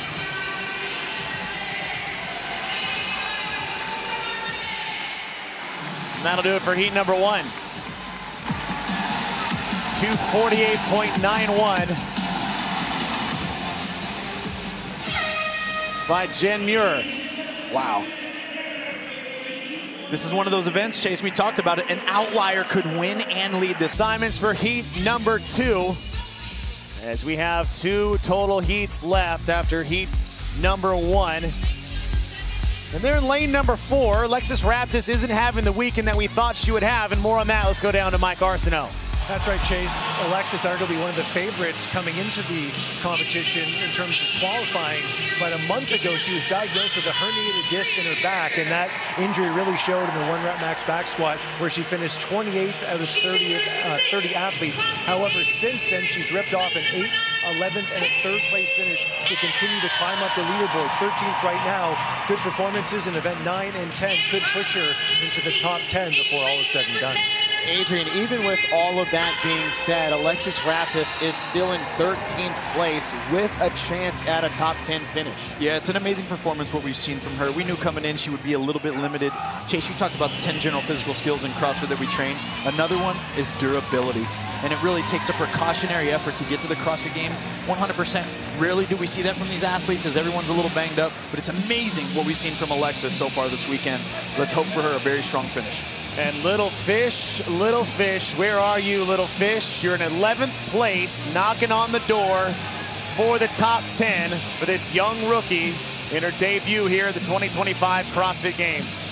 And it's a beautiful thing, Chase. Lydia, I would imagine that she's feeling no external pressure, simply enjoying the moment. And the beautiful thing about being a rookie is you don't know what you don't know. Hey, I'm out here simply doing my best. And what do you know? I'm really close to a top 10 spot. And it is a family affair here in the MVP arena as the fish heads are out and ready to see what Lydia Fish can do here in event number 9.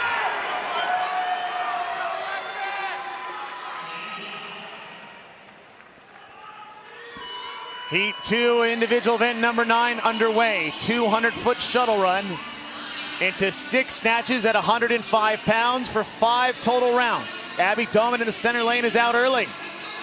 Doman, who had a great performance in Heavy Isabel at the Mayhem Classic, can absolutely twist up that barbell with these power snatches. Really great cycle rate here from Abby, pushing the bar down to the ground after every successful repetition. If she can keep that up, that's going to increase her cycle rate and give her a slight advantage against the field for now. Abby Doman still holding on to her lead. Time to beat 2:48.91 by Jen Muir. She was not the leader after the first run, although Abby seems to be extending that just a little bit after round number 2. And if we watch Jen Muir and reference her snatches from the first, the difference is Abby's making contact with her hip on the way up and literally jumping off the floor slightly on every rep. That accumulates over time, and that also puts greater demand on her posterior for each and every repetition. And nothing is set in stone as Domin is trying to stay ahead of Gracie Walton on the left. And you think about a fast and furious event, Walton is someone to look out for. Jen Muir's split time after round 3 was 1:54. One more rep for Domin. And she's nearly 30 seconds ahead of the pace set by Jen Muir. 2 more rounds to go. Was it too much? Was it too soon? We got 2 rounds to figure it out. She's Walton on the left. Yeah, she's still continuing to fight on that run, Chase, because that was one of the places where she created a significant gap between her and the time set earlier by Muir.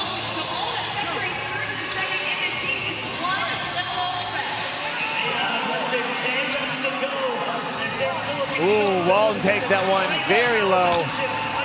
Oh, Walton almost having to receive it in a squat. And Abby Domin, doors wide open for her. And this is where she's got to stay on it, Chase. She's got to be chasing Muir's time. She's got to go now. 30 seconds between Domin and the time to beat. 6 snatches. Final 3. 20 seconds.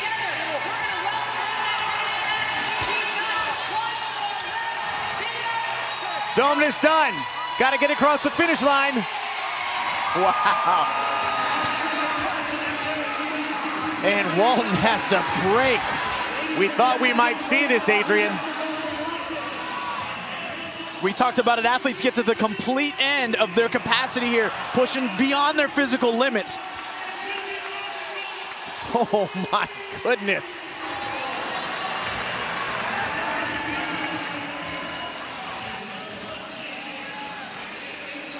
Raptis was able to sneak in ahead of Walton. Wow. As Neely and Fee dive across the finish line, Adams is done, Fish is in.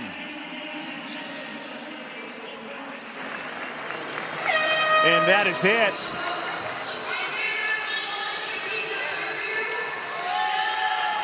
And the time to beat has been dropped down to 2 minutes and 40 seconds. As Abby Domin led wire to wire. Assignments for the 3rd and final heat. These are your top 10 after 8 events with 2 events left to go. And in lane number 4, Amy Kringle has now moved into the top 3. Can she hang on when she couldn't last year? More on her. Let's go down to Mike Arsenault. Well, Chase, Amy Kringle was actually on the podium on Friday morning after a second-place finish in event number 1, but a second last, 29th out of 30 in event 3, tumbled her down the leaderboard. She's fought her way back, currently in a podium position right now. Can she hang on? Currently 23 points up on Ariel Lowen in 4th with 2 events remaining. 200 points left to grabs, and let's talk about Tia-Clair Toomey for a second, Adrian. These are her performances throughout her domination here at the CrossFit Games. After event 4, she was behind Lucy Campbell by -2. In 4 events, she is now 130 points ahead in first place. That is how quickly things can change here at the CrossFit Games. Lucy Campbell, tough event to start the morning. Can she bounce back? She has yet to blink this entire weekend.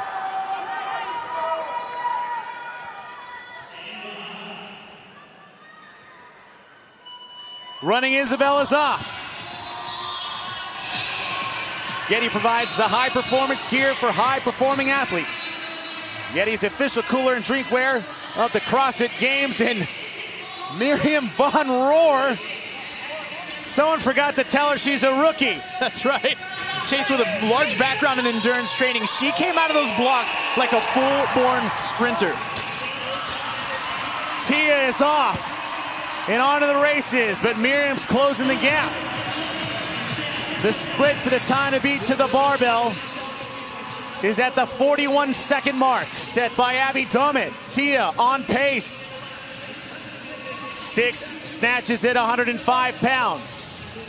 5 total rounds. Tia moving textbook there. No foot movement for her. Established a wide stance. Similar approach there for Miriam Von Rohr, but it's Tia that leads the way here into round 3. It goes Tia, Maddie Sturt, and Danielle Brandon has moved into 3rd. She's on the far right side of your screen. Lucy Campbell staying side by side with Ariel Lowen as Amy Kringle to the left is trying to hold on to that 3rd place position in the heat.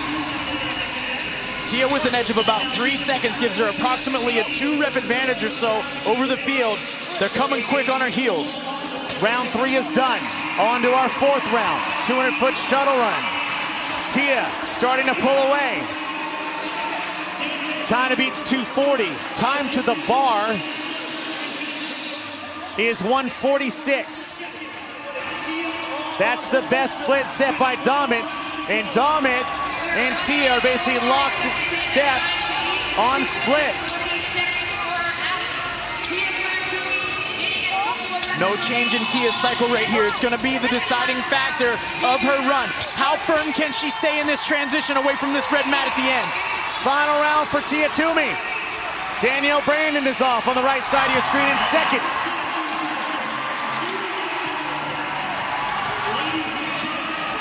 Tia's got to get to the bar by the 2:21 mark if she wants a shot to have her 2nd win of the day. And she's right there. Can she do it? Tia came into the morning angry. Dominated the field on handstand push-ups. She came here for event 9 and make it back to back for the greatest CrossFitter to ever grace the stage.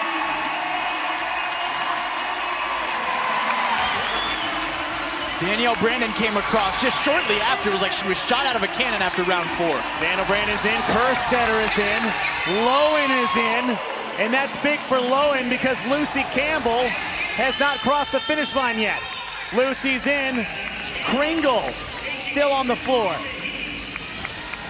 Ariel Lowen was in 3rd place coming into this morning. She actually lost that podium position to Kringle earlier and picked up a much needed points because she was only 17.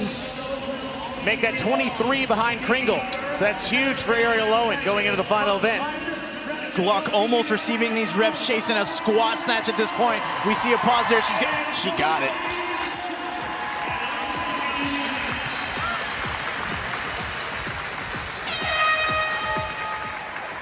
Tia Toomey wins her 4th.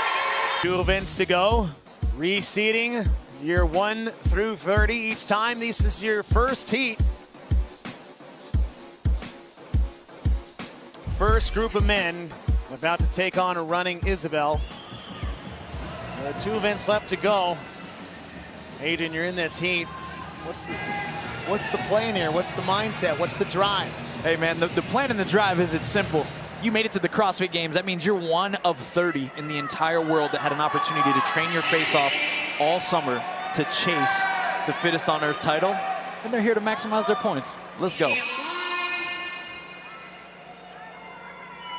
Well, they still have time to chase the fittest on earth. As we saw times in the early heats on the women's side have massive impacts at the top of the leaderboard. Isaac Newman on the right side of your screen in lane number 8 to the barbell first. 155 pounds on the bar, 6 reps each round.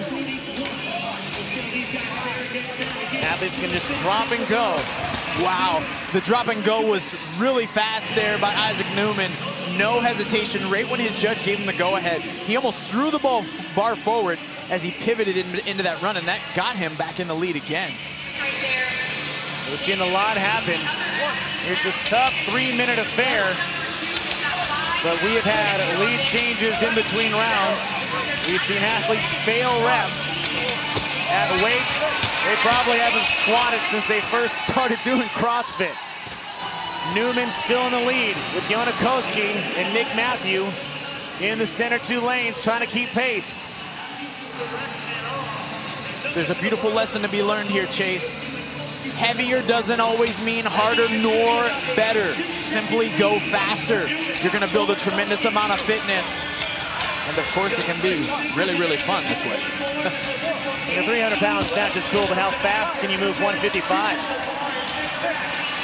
The answer for Newman is pretty darn fast, as he has started his 4th round.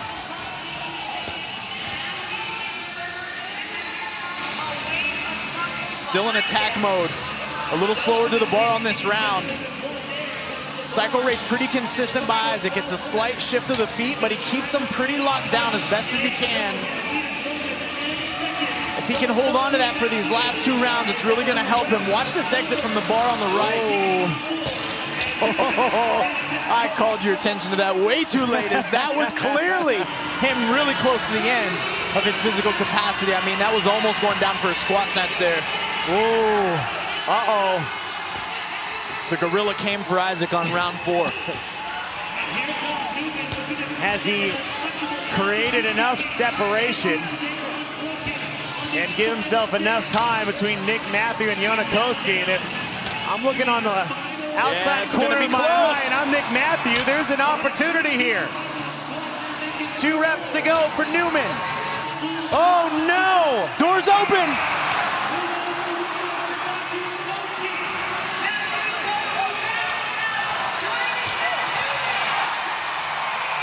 And Nick Matthew sneaks it ahead of Isaac Newton as Newman gets across the finish line. So Koski and Matthew came in ahead of Newman. And we had the question earlier when we were talking about this event before we got started. Is someone going to push so hard that they absolutely fall to pieces on the final round? We saw that last snatch for Newman before the 5th round started, and Nick Matthew took advantage of an opportunity. Lane assignments for heat number 2. A lot of these athletes spend all their waking moments chasing the dream to compete at the CrossFit Games, but not all of them are professional athletes. For more on Captain Jack, let's go down to Mike Arsenault. Well, Chase, that is a great point. A lot of these performances seem unattainable for us regular people with regular jobs. Well, Jack Rosema is an attorney in the U.S. military. He has 2 young kids and a 3rd on the way in December. If he can find the time to train like this, that really is just a testament to his athletic ability and his time management skills. Frankly, I have no idea how he pulls it off. Hey, I'll tell you, Mike, he does constantly very functional movements executed at a high intensity. He watches his diet in order to fuel his recovery, and he goes to bed at night while he's loving up on his wife and his kids. He's managing a good home. hard working in his career, and it's all reflective of the stuff that we see out here on the competition floor, man. No better person to be a role model for us than Captain Jack. Over lane number 3, right next to Jack Rosema, is Colin Bossard, the man out of Switzerland. Trains out of CrossFit Bern. 24-year-old making his rookie debut here at the CrossFit Games. And you know, he finished 12th in the CrossFit Open chase and punched his ticket here through the in-affiliate qualification process. He should like a fast and light workout here.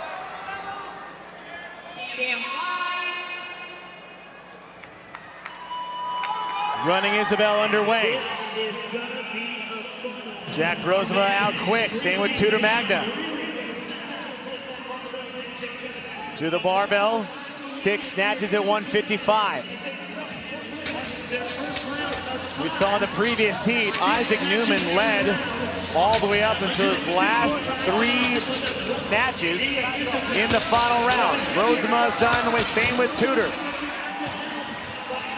Rosema looking a little bit more aggressive with his stride cadence and body language than Tudor. Tudor looking a little more composed and calculated, yet the two are neck and neck. I wonder if this is going to pay off for Tudor down the road into rounds 4 and 5.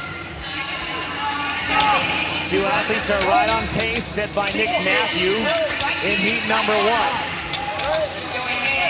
Time to be in the upper left corner of your screen, 2:48.66 as we are approaching the 1 minute mark. Jack Rosema, Tudor Magda. Stride for stride on the 3rd shuttle run. The time check is 1:15. 6 seconds ahead of pace. Tudor with a slight advantage there. Hands on bar and bar overhead prior to Rosema getting that first rep going.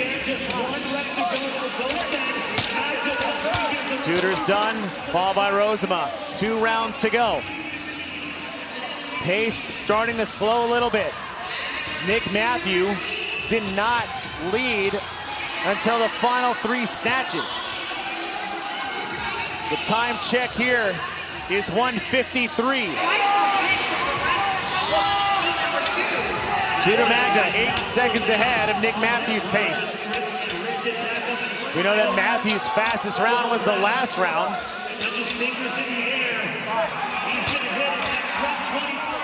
And at the 2-minute mark, Tudor Magda starts in his last run.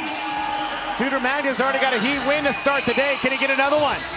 He's got to stay focused on his execution here, slightly widen his feet on his first rep or 2 of his snatch, and he's going to get the job done. Be willing to drop his hips down and back. It's all on Tudor's shoulders. 4 snatches left to go. He has the time. Does he have the stamina? Final rep. Magda's in. Wow. And another heat win for Tudor Magda. Jack Rosema's in. Both times under the time set by Nick Matthew in heat number 1. Callie and Souza may just be outside that 2:48 mark. Phoebe is in. Mertens is in. Ibarra's in. We knew this race would be close. This last heat, man. This last heat, man. It's going to be a complete blur. Zanoni still working through his final 2. Ooh.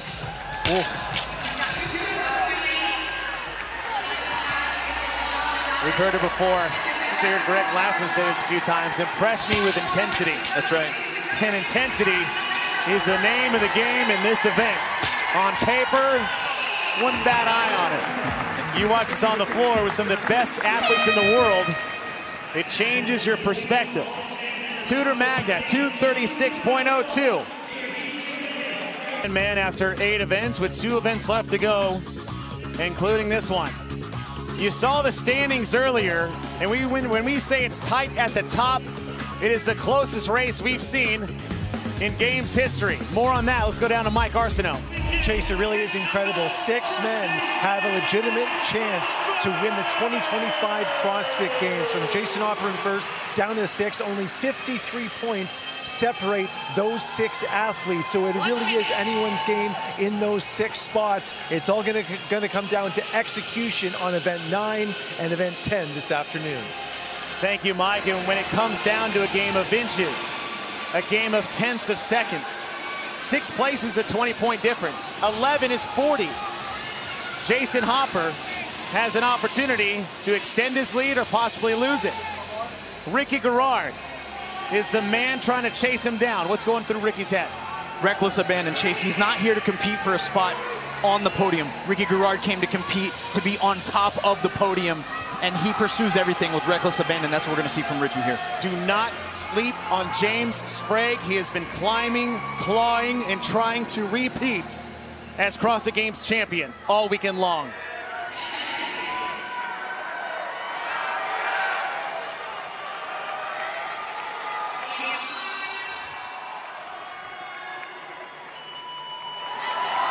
You paid for the whole seat, but you're only going to need the edge.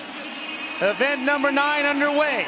Yeti provides the high-performance gear for high-performing athletes. It's Yeti's official cooler and drinkware of the CrossFit Games. Jason Hopper, your leader. Ricky Garrard to his right in second. Jay Crouch trying to get on the podium for the first time in his career. And it is Hatfield out early. Hatfield just won 100 points this morning, and that moved him into 6th place. Just 10 points out of a podium spot. And he's looking to make a move anytime he gets an opportunity. As he said to Mike earlier during an interview, I think I got a good shot at every event I take on the competition floor. Finishing our second round. 6 snatches at 155. Hatfield is off, followed by Hopper, Sprague, and Pepper. And I'll tell you, Chase, Hatfield's looking smooth on this run, but I couldn't help but notice Sprague and Pepper to the left of the screen. They might not have the faster run splits, but boy, they're moving that barbell. The split is 109. Hatfield got to the barbell at 109. Time to beat 236. Third round of snatches. Can Sprague make another move? And he's off the bar at the same time as Hatfield as he looks to the right and looks behind him. And the man in red trying to chase him down. 2 rounds left to go. Hatfield running a little faster than Sprague is, and here comes Jason Hopper. Hatfield hands on the bar first. 1 second behind the pace set by Tudor Magda. Finishing up round 4, Jason Hopper in the red. Trying to keep pace, trying to keep the leader jersey. As Hatfield is trying to repeat his performance last year at the CrossFit Games by winning 2 events. And Hopper pacing it just the way he needs to be in a controlling position. Hatfield taking chances here. Last 6 reps as Hatfield is ahead of the pace set by Tudor Magna. Hopper's on the bar at the same time as Sprague. Hatfield was only 10 points out of 3rd. That man was James Sprague. Hatfield has gone back to back on Sunday, and Jason Hopper got 2 no reps. Oh no! Crouch is in. Ricky is in. Hopper. Disaster. Unbelievable. That is why we play the game. All the way through the final rep. We saw athlete after athlete reach the brink of their physical limits through this test. At 155, people said, oh, it's too light. Oh, no, it was just right for exactly what we witnessed here for this event.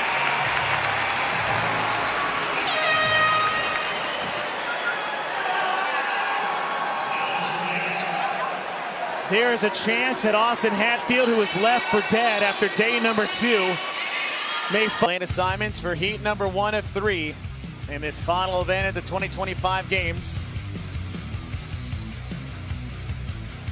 Lane number 5, your Vision Fuels Victory athletes to watch, Sydney Mikulishin.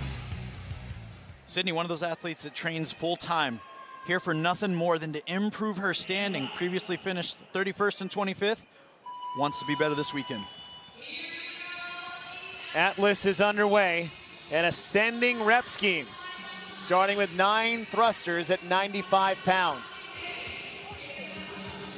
Addie Canio, the forest firefighter. Patty's one of those athletes, Chase, with a varied background when it comes to sports, college soccer and cross country in her background. Once athletes complete 9 thrusters, they'll move to the rope for 3 rope climbs. That height, a little bit higher than they're used to, just over 18 feet in the air. And what athletes have to be sure of as they climb and descend this rope is that they want no wasted time. It's not important, especially when a large pad's under your feet, to have a huge sprawling jump into the climb. Often you're just pushing the pad down, wasting energy anyways. But it's all about minimizing time waste and never allowing your feet to slide down the rope when you stand for that next touch. That can be devastating when it comes to grip fatigue. How about the ascending rep scheme? It's a smack in the face, that's what it is. We are so used to, in CrossFit, starting with the higher range, 21, 15, 9. That's a traditional couplet rep range. But to start low and to build as you go is very misleading when it comes to pacing and often strategy.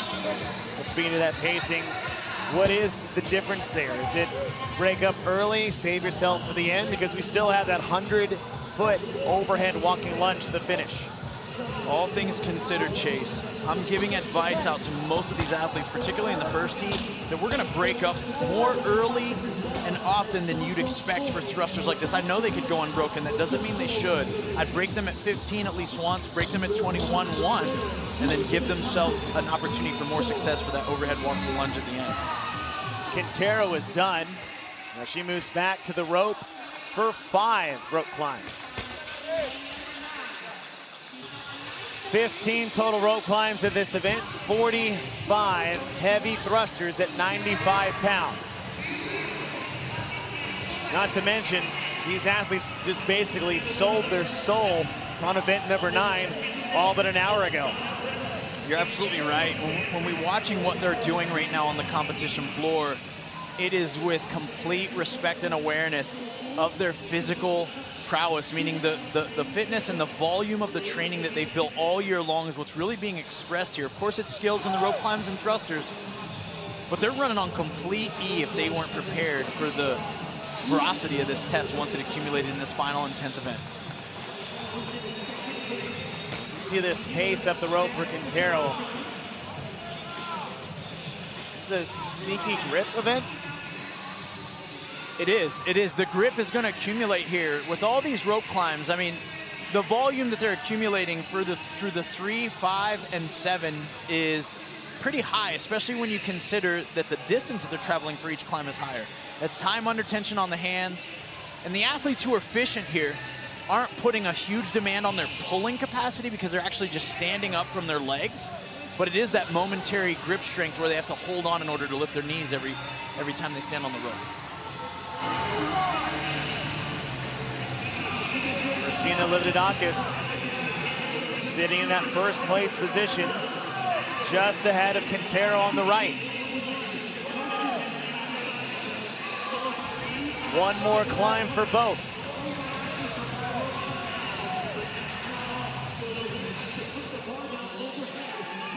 Quintero doing a great job right there, using her whole entire body height to ascend on each clamp. She stands all the way and tucks her knees extremely high, and now she's onto the thrusters. 21 reps at 95 pounds. This event couldn't get hard enough. Again, that ascending rep scheme as the fatigue increases. Yeah, and I think Lividakis has a great mindset here. Get some reps early, rest and reset, compose your heart rate, knowing that most of the time is taking place back there on the rope. Slowly approaching that 5-minute mark in the upper left corner of your screen. The rep scheme to get to is 53. So Quintero on the right has made her move on the thrusters, where Christina has done it on the rope. If you've done your homework, Chase, you've probably given a workout like this a run through or two at the end of a long training week if you've been smart. we got these movements that very much remind us of a reminiscent 21-15-9 thruster pull-up workout. A lot of people know it goes by the name of Fran. And the movement function here, this thruster and the upper body pull on the rope climb, is so reminiscent of that.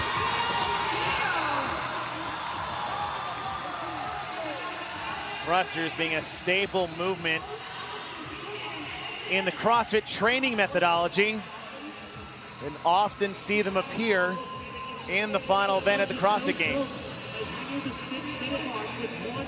Quintero back on the rope for 7 rope climbs. And this range right here that we're seeing with Quintero, that last pull and a half, that's where it's a bit of unfamiliar territory. Most of us are go to an affiliate and train in a gym where the ceilings are around 15 feet, or the rope tape line's often around 15 feet. And here, that extra outstretched distance really starts to add up, as you've got to add in an extra pull or 2 on each climb. Lividakis on the left. Slower on the barbell, but it's making up a lot of time on the rope. Where can you make up really the most time between the bar and the rope, Adrian? Yeah, I think it's going to be on the rope tremendously here, and you'll notice that, Chase, when we start looking at splits and overall work time spent on any modality. It's going to be here in the 5 on the previous round and the 7 rope climbs here, which is actually why one of the recipes to success is break or be broken. It's important for you to eat your humble pie on the barbell. Just because you can go fast there, it actually doesn't give any athlete a huge competitive advantage unless everyone else is also going unbroken. 7 minutes in.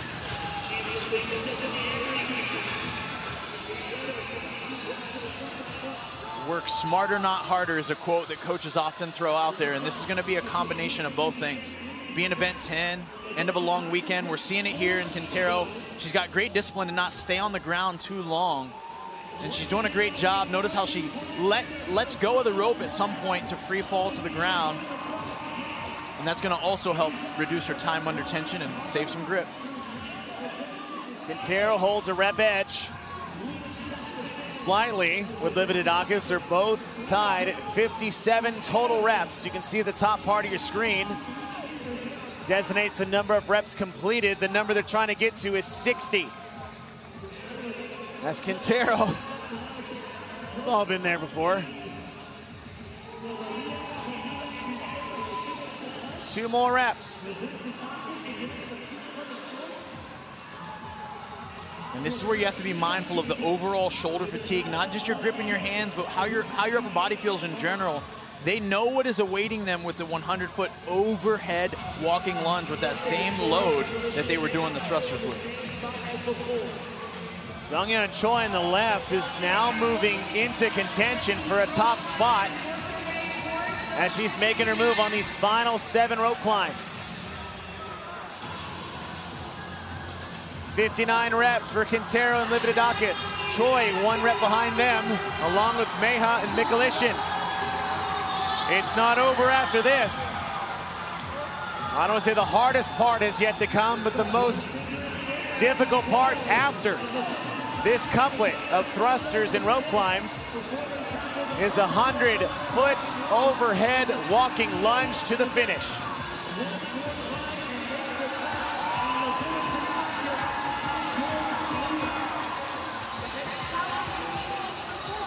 Christina's done. You can see her peeking over her left to see where Quintero is and wasting no time to get the bar overhead. That was a smooth, narrow grip snatch that she used just to get it right overhead. No clean, no jerk. A lot of times athletes will get it to their chest first like we see Quintero doing, then jump it overhead for a more stable position. But Lividakis, no hesitation on getting that bar overhead and beginning her lunges. 30 feet down, 70 feet to go. Quintero has the bar overhead. At the same time, keeping pace with Quintero is Mikulishin, Choi, and Meha. Lividakis is halfway through.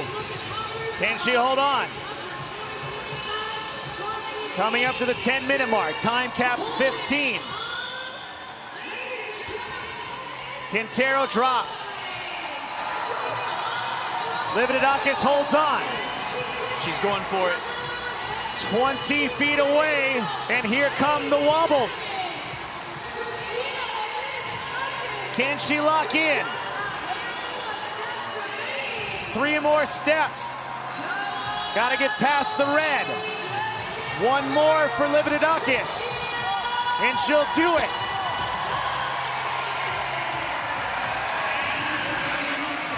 What execution there for Christina Lividakis. 10:33.50 as Choi is trying to hold on a second and hold off Sydney Mikulishin. Choi is in.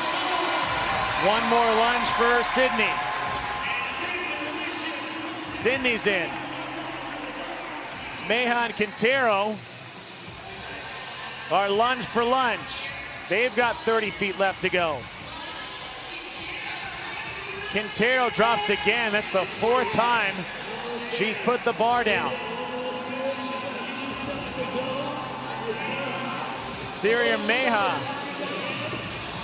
out of Albania qualified first in the in-affiliate semifinal to make her rookie debut at the games. Wow, great job there by Meha, taking an extra second to make sure her last foot cleared the line entirely so she didn't have to do another step. I don't blame her whatsoever. Quintero still has 10 feet left to go. Now each 10-foot section must be done unbroken.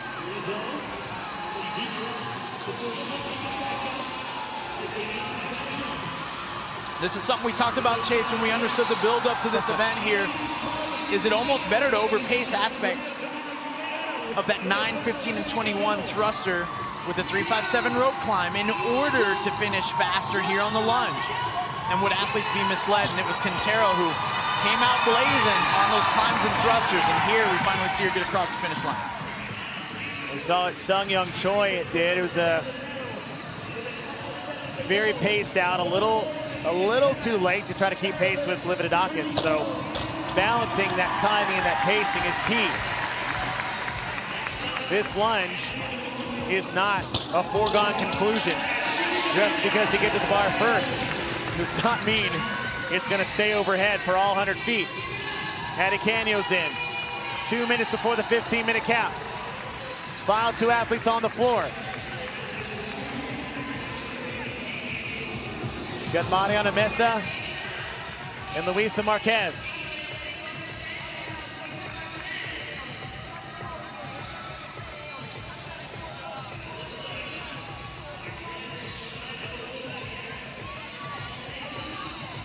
That driving force is that you're about to complete the entire CrossFit Games once you make it past that red line at the end that you are eyeing furiously, trying to tell. We said this earlier, but a lot of this last and final day experience is you can't listen to what your brain is telling you is okay, because it's going to say, please slow down.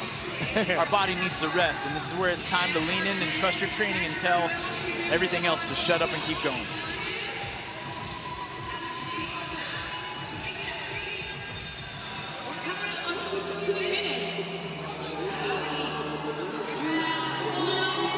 Marquez trying to hang on as she has 20 feet left to go. Each section is 10 feet. Okay, here we go. Opportunity here.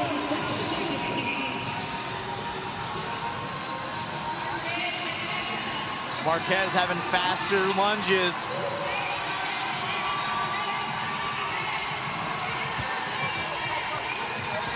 Marquez is in ahead of Mesa.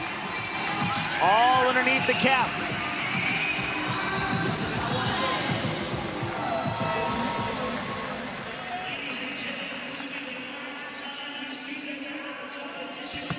And the time to beat of 10:33 is the woman out of Zimbabwe in her rookie debut at the CrossFit second heat. And this will be the last time you see these ladies take the floor here in MVP Arena.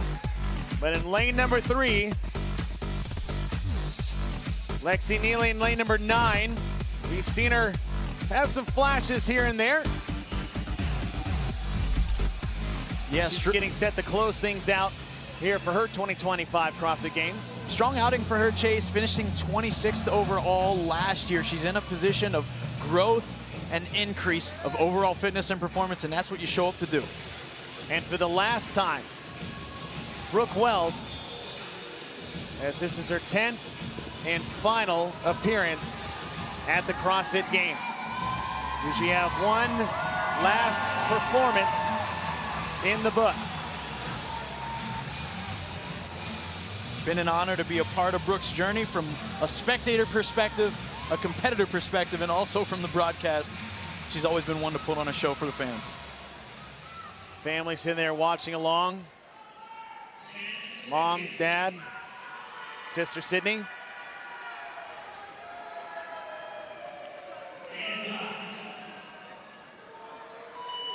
Heat number 2 underway. 9 thrusters at 95 pounds. We saw a lot of different strategies in heat number 1. What did we learn? Hey, the question isn't what we learned, Chase. It's what did these athletes learn from watching? And I'll tell you right now, we already see Lexi Neely taking a break. Even as early as in her 9, she dropped the bar, put it down in order to give herself an opportunity to have faster and more success on the rope climbs. So I can tell you a lot of these women were already taking notes. Annika Greer out early along with Gracie Walton in your center lanes. Greer on the left in lane 6, Walton on the right in 7. And these women all using a very similar tactic we see, especially in their descent, known as the drop and catch. So they're going to make contact, let go with their hands, and then re-grip the rope quickly, and then let it go one more time before they meet that crash pad. It's a deceleration technique that saves your grip and saves a tremendous amount of time. At the same time, you better be good at that technique, because if not, that can actually cost you. That's right, it can cost you a couple things, Chase. It can cost you some skin on your hands, literally from rope burn, which I've seen happen time and time again.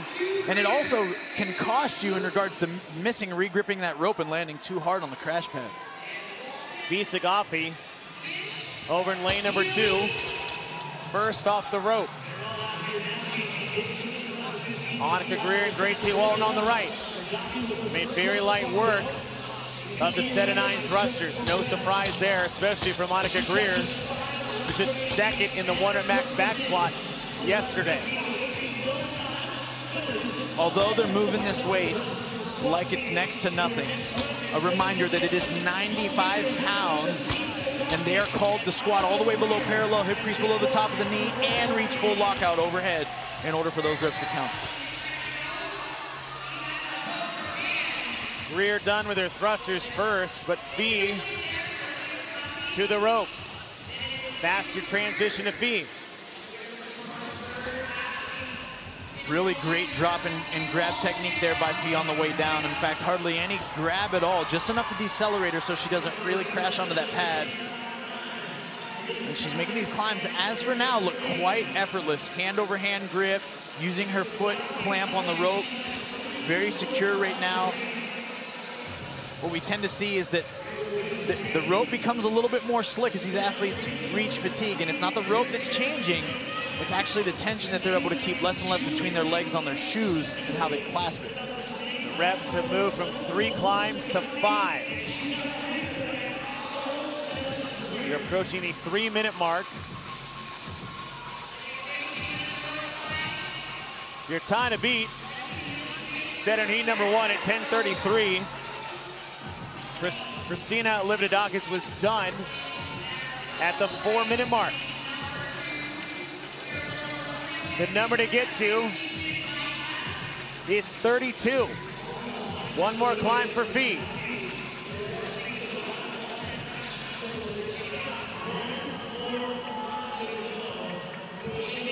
A little bit of downtime between these climbs for these women as they're all nearing close to the end of this round. Fee looking strong on that rope. Fee 23 seconds ahead of pace by Christina. Now moving into the round of 21 as she's moving ahead of Annika Greer. Greer on the right side of your screen. This is where we'll see, do they continue to choose to break up some of these repetitions here into the round of 21, knowing that they're going to spend a significant amount of time on the 7 rope climbs at a weight. Alexis Raptis, who after everything she's been battling all weekend long with the back, sitting in 11. Just to the right of Annika Greer. All right, we'll see how this plays out. Fee broke up her reps much earlier in the round as we see Annika drop hers and then Alexis drop just after. It looks like Fee's gonna go with 2 breaks, maybe 7-7-7 on her way to 21. The number to get to is 53 on the thrusters. Top part of the screen is how many reps they've completed. The leader will be highlighted in yellow, and that name is now Annika Greer. And she has 5 reps left to go. All of the women read the recipes to success, of course. Of course. Just kidding, but seriously. Put them on the screen. What else are you looking at? It says break or be broken. That was one of our keys here, and the idea is you break that bar up here, give yourself time on the rope, and you will have more success on this overhead lunge that awaits after these 7 rope climbs. Fee broke up this last set into 3 and 2. So Greer to the rope first. One of Greer's biggest issues when she was trying to qualify for the games was her grip strength and grip stamina. There is all of that in this event when it comes to these final 7 rope climbs. All of it. And you might consider this, if you're just watching, well, they get to use their legs. This isn't a legless rope climb. Well, let us remind you that this is event number 10 at the CrossFit Games. Their grip has been taxed in each and every event to some degree. Even the final event of running Isabel with all of those snatches that took place unbroken for most of these women will have an extreme effect on the way that they can climb this rope. Fee Sagaffi now caught up to Annika Greer. Alexis Raptis 1 rep behind them. The number to get to is 60. Greer and Fee Sagaffi on rep 55. The time split is 9 minutes and 30 seconds. Well ahead of that pace with 4 more climbs to go.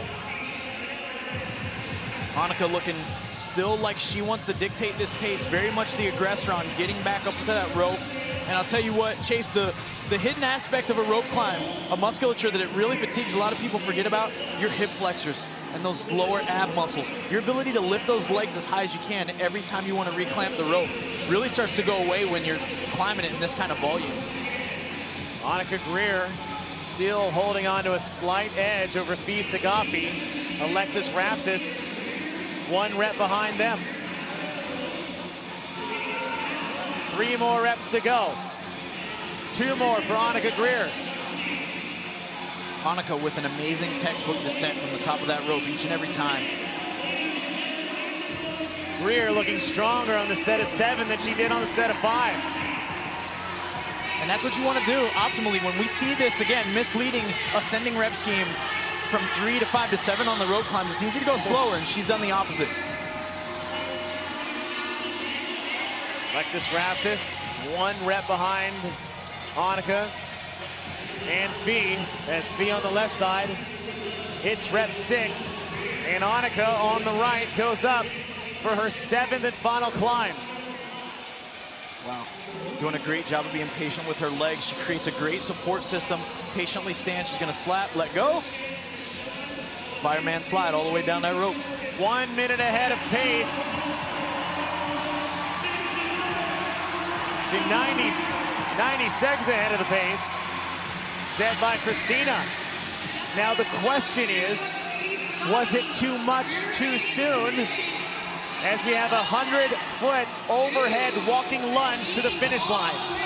10-foot sections must be done unbroken in each section. Well, I'll tell you right now, Annika's overhead position looks amazing. The bar is up and slightly behind that frontal plane that you referenced earlier. If we split her body right in half, you want to keep that bar behind there. That means your shoulders, your shoulder blades, your upper body musculature, all those things then support the load. It's not just your muscles. And she's stacked and ready in that position to make it as far as she needs to right now. Good choice. Greer will put it down. Fee Sagaffi peeking out of the corner of her eye. may see some daylight and an opportunity to take the heat. Matched up at the halfway part. Annika Greer. Fee Sagafi has a little stumble on the left side of your screen. Meanwhile, Annika Greer keeps going. That's Annika's opportunity there. She's got to seize it. If the bar comes down one more time, Fee's going to pick it up in a hurry. Alexis Raptis and Lydia Fish are starting to catch Fee Sagafi. Annika Greer 10 feet away.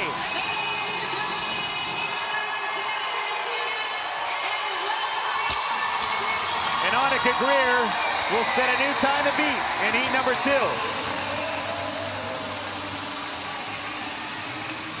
Fee Sagafi on the left. Couple more steps. Alexis Raptis getting close, but Fee will get it. Last lunge for Raptis. She's in. Lydia Fish.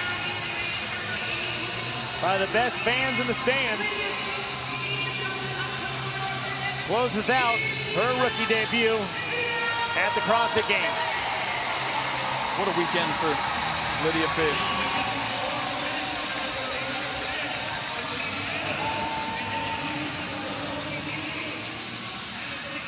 Plenty of time before we hit that 15-minute cap. All athletes working on their final lunges.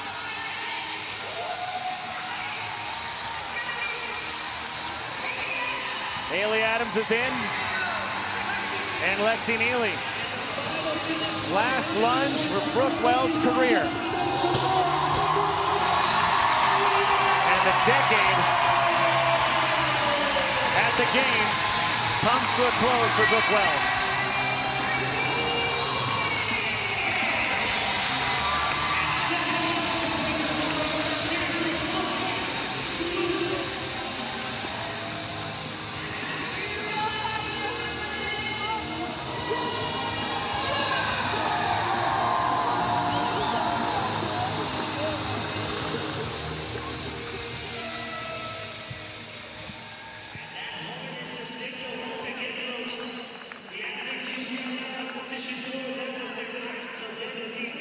Came on the scene 11 years ago. I remember Randy.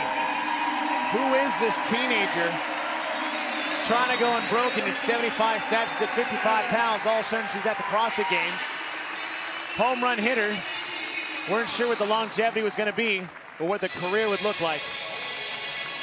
But after 10 years at the CrossFit Games, what a career. Lane assignments, your top 10 after 9 events. It's going to take 10 to find out who's on top of the leaderboard. And more on that race.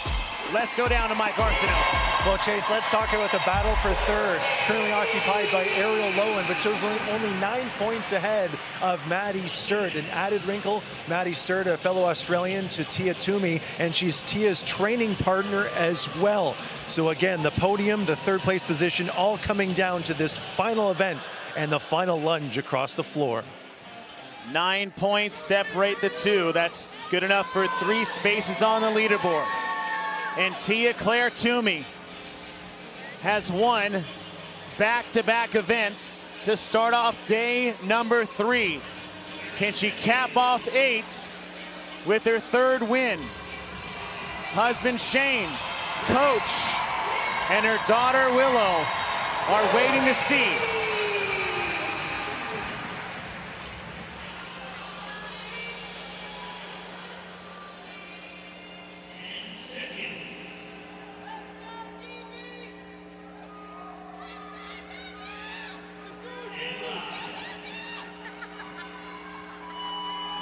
Atlas underway.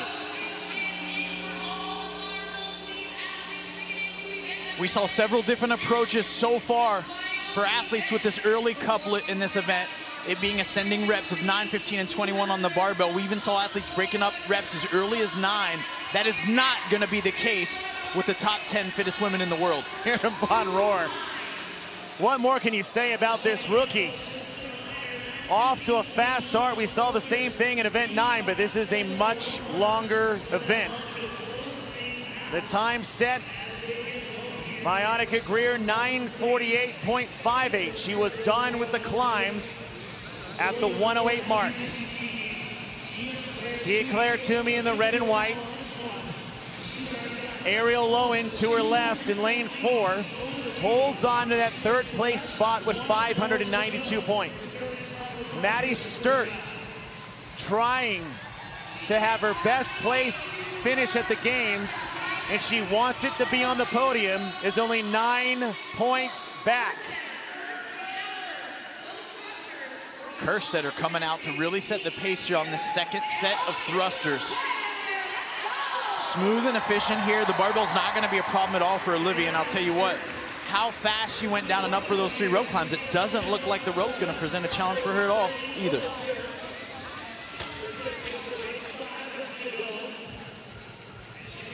Maddie intentionally taking a break here. Maddie Sturt pacing this out very intentionally. This is a longer event than you think. With these escalating reps, anything can happen. Shop Gear from Rogue Fitness, the official equipment supplier of CrossFit and the CrossFit Games, as Sturt makes her way back to the rig. These 18+ foot rope climbs hanging under the rig named Zeus. Just past the 2-minute mark. Not only does Maddie Sturt need to take an event win, she needs 3 people to get between her and Ariel Lowen. But Ariel Lowen talking earlier how she doesn't look at the leaderboard, and I think that's some important information, because if you're out there in the competition floor and Sturt's finish, you need to know how many people you need to get ahead of to not lose that spot. That's right. And currently right now, Ariel's sitting somewhere around 7th place. It's about having that urgency for Maddie. And equally, I appreciate and respect Ariel's perspective, right? She literally is trying to guard her heart and expectations from chasing only things that are on that leaderboard and being able to focus solely on herself. And hey, if this is how a vet like her has attacked her career over the last several years, I would say, hey, she could be onto something, Chase. She could be onto something. We saw another athlete do that. Not unlike the talent and career we've seen from Ariel Lowen, and that's Val Voberl. Used to do the same thing in the past. Lucy Campbell, 2-year hiatus. Wasn't even sure she would even be able to do CrossFit again after a devastating and near career-ending wrist injury. And after 2 years, she finds herself back on the competition floor. I don't think in any world or scenario she thought she'd find herself in 2nd with 1 event left to go. Yeah, and I'll tell you what, Chase, she has had the highest level of a competitor's mindset all weekend, having the audacity and the confidence to believe in herself every event she's taken a floor, and it's been very obvious. Now, Kerstetter is leading this heat. As you see, Tia-Clair Toomey and Maddie Sturt, the 2 Aussies, the training partners, holding in 2nd and 3rd. But 5th on the leaderboard is Olivia Kerstetter. She's only 14 points out of a podium position.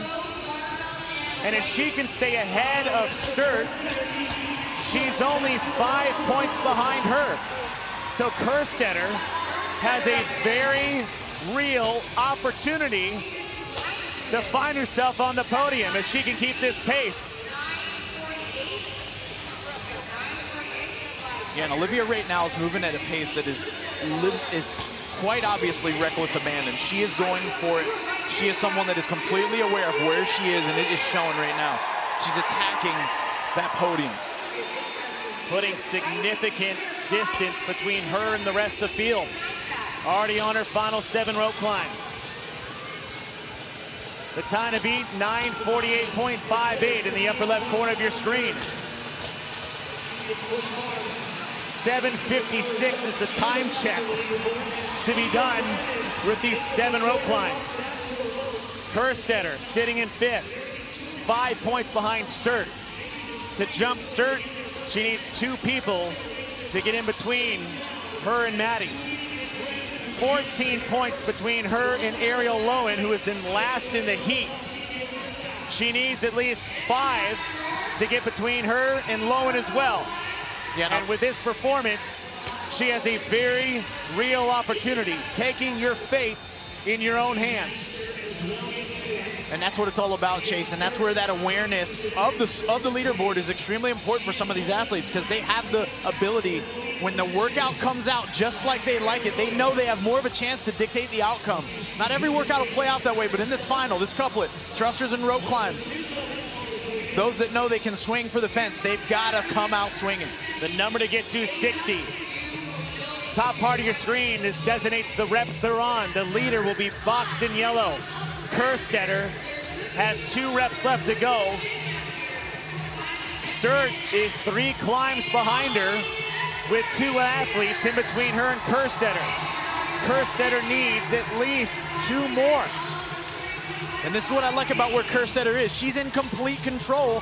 When you're 2 reps full lengths ahead of approximately an 18-foot rope climb, you are certainly in the driver's seat. You're looking eye to eye with the other competitors, and they're like, hey, if they're gonna go, then I guess I'll go. I'll wrap this up. I can wait until they choose to pull the trigger. One final climb for Kerstetter.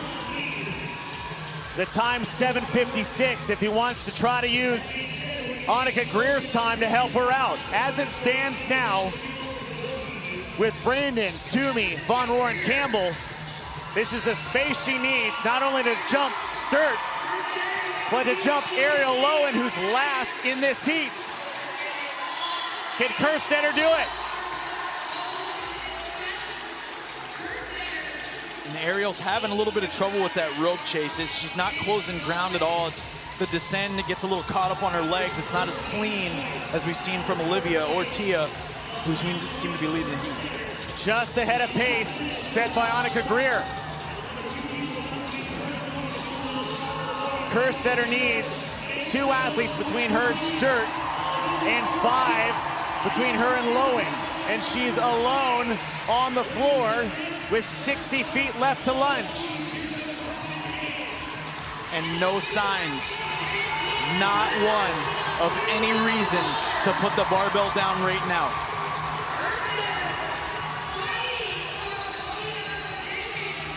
Olivia Kerstetter takes a break. She has about 1 minute and 20 seconds for the time to beat. She needs bodies between her, Sturt, and Lowen, as Daniel Brandon's on the lunge, and so is Tia-Claire Toomey. Brandon's coming quick on the left there. It's one of the best overhead positions in the game. She's got the stamina to keep it overhead. Olivia Kerstetter won the games twice as a team, has 1 event win under her belt, and with 1 more lunge, make that 2 wins and a possible podium finish for Olivia Kerstetter. Daniel Brandon's about to finish. Tia-Claire Toomey takes a break in the center of the floor. Oh, great finish there for Danielle. Completely unbroken on those overhead lunges. Here comes Lucy Campbell. Lucy Campbell trying to solidify that 2nd place position.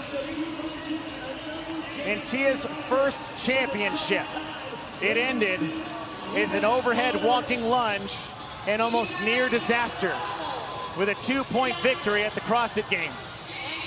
And this year, Tia-Claire Toomey, greatness personified, the definition of dominance, the chase for 8 complete. Tia-Claire Toomey is the fittest woman on earth.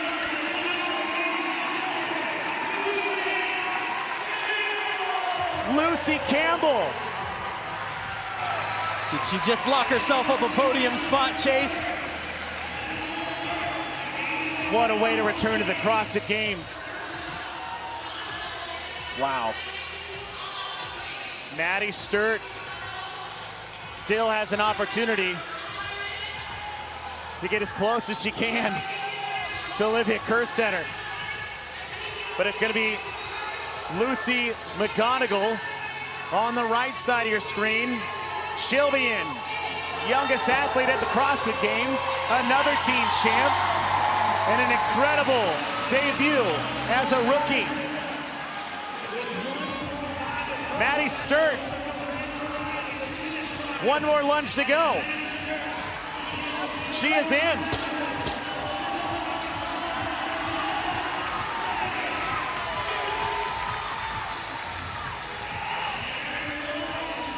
Ariel Lowen just behind her. So Lowen had a 9-point lead on Sturt and finished just behind her in the heat.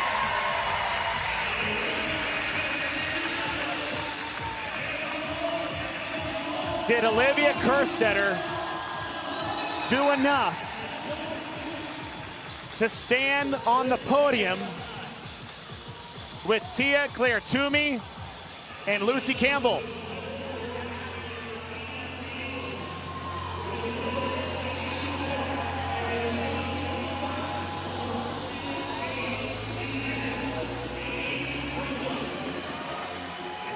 Heart is full. You got to consider Tia Claire Toomey wasn't even sure if she'd show up this year to compete at the CrossFit Games.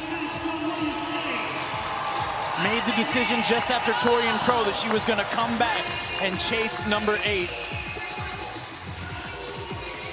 And I'm speaking for myself very selfishly, but I'm very grateful that she did. Amy Kringle, what a run all weekend. As she is your last athlete on the floor in this heat.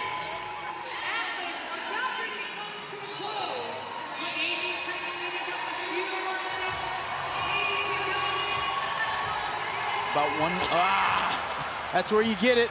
End of a long weekend. You want so desperately to finish.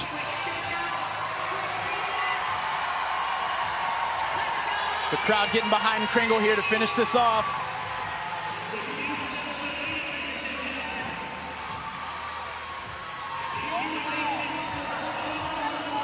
Last lunge for Kringle.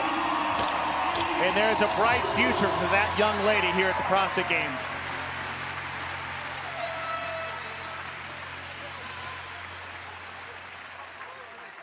A big round of applause for all of our athletes on this competition floor.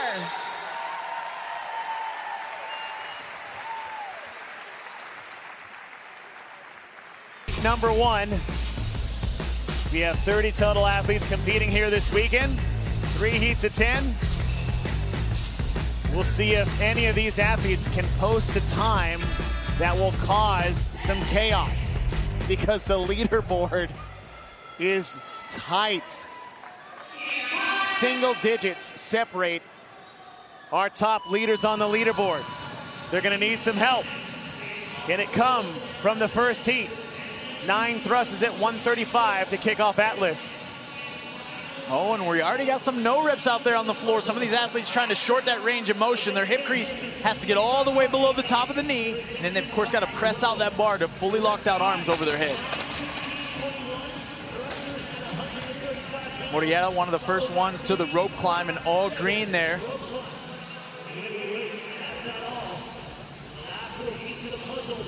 Using a great descend. That's what we talk about. You want to drop, fully releasing the rope, fireman slide down, and then re-catch quickly with another re-clamp just before you make contact with that pad. Seems to be the most effective and most efficient way. Peter Ellis leading the charge here in heat number 1 early, as he start off with 3 rope climbs. The height just over 18 feet. Fireman pull slide be darned. Yeah. And a free fall from the top instead. It's all a free fall from Mr. Peter Ellis, at least right now.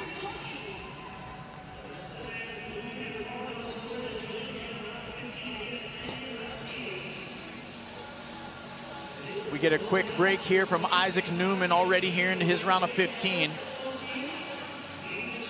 Top 3 leaders, Yona Koski, Peter Ellis. Koski tying up with Ellis at 21. They're in the round of 15. This is an ascending rep couplet with a 100-foot lunge at 135 pounds to finish off. As Yona Koski is one of 3 athletes competing this weekend, competing in their 10th CrossFit Games. And Koski taking a much lesser broken up attack here on the thrusters, as he only stopped his bar 1 time in that set of 15. Most other athletes chose 2 breaks. 5 rope climbs on their second trip to the rig. The monster rig, assembled by Rogue Fitness, simply called Zeus. You want to talk about efficiency, just watching Yona work his way up and down this rope. No wasted energy, no wasted time, not even spending much time there on the mat before getting back into the air.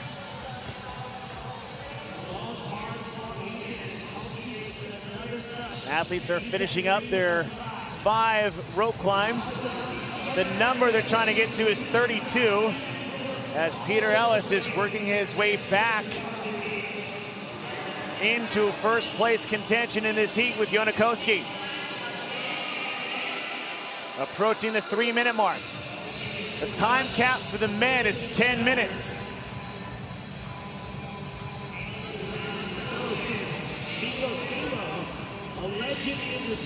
Morera on the right, moving into second. And athletes must touch metal. Adrian Bosman last night at the athlete briefing made that very, very clear. Koski on to the set at 21. Alone at the barbell for now. Yona created a bit of a buffer between he and the rest of the field by taking less breaks at the thruster bar. We'll see if that's a choice he makes here in the round of 21. Enrico Sinoni got a no rep on his first rep in the set of 21. Solidly in second.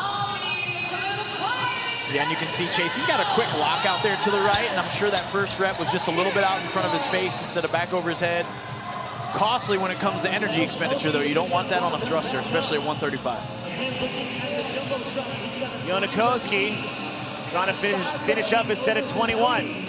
Top part of your screen, the leader will be boxed in yellow. The number of reps they're on.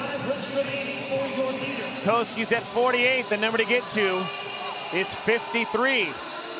Zanoni on the right takes a break. 1 rep behind Koski. Final 5 reps for Yona.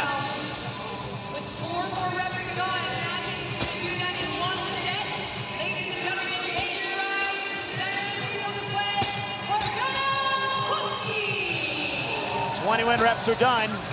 7 rope climbs. Before we hit that 100-foot walking lunge to the finish line.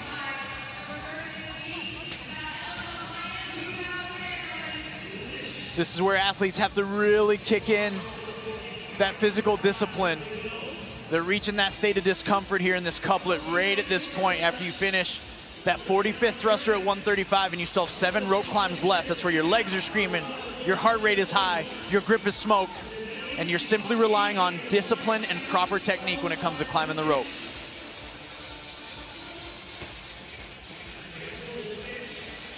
Seven climbs to close out this ascending couplet. Enrico Zanoni just 1 rep behind Yonakoski as Koski is 2 climbs in. Zanoni now time with Koski. Number to get to at the top part of your screen is 60. Slowly approaching the 6-minute mark. Peter Ellis is trying to keep pace, but Thiago Lucis and Jorge Fernandez are making a late charge here on these final 7 climbs.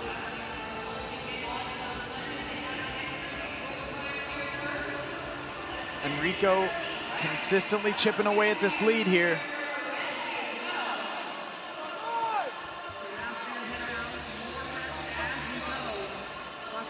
Jorge Fernandez on the left. Thiago Lucis finding himself in this first heat.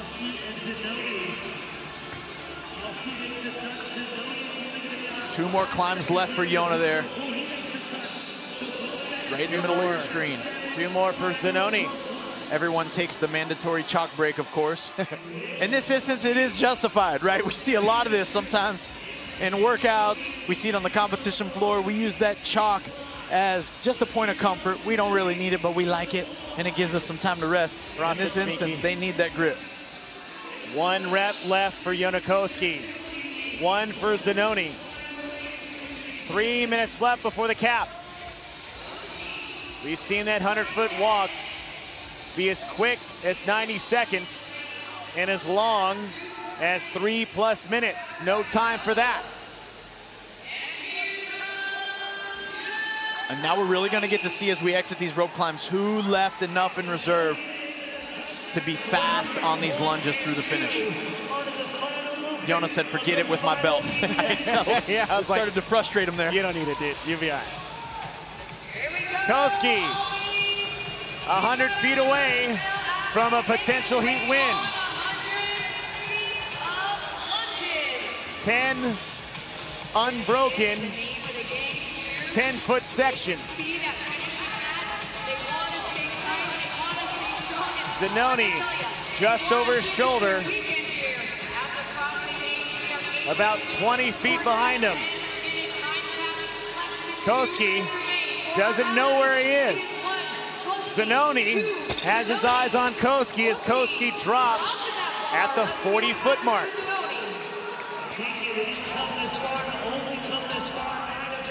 He knows Zanoni is there now. Zanoni halfway. Zanoni's at that point of no return, Chase. If he drops it now, he knows Koski will take it back. He's got to hold it. 30 feet left to go for Zanoni.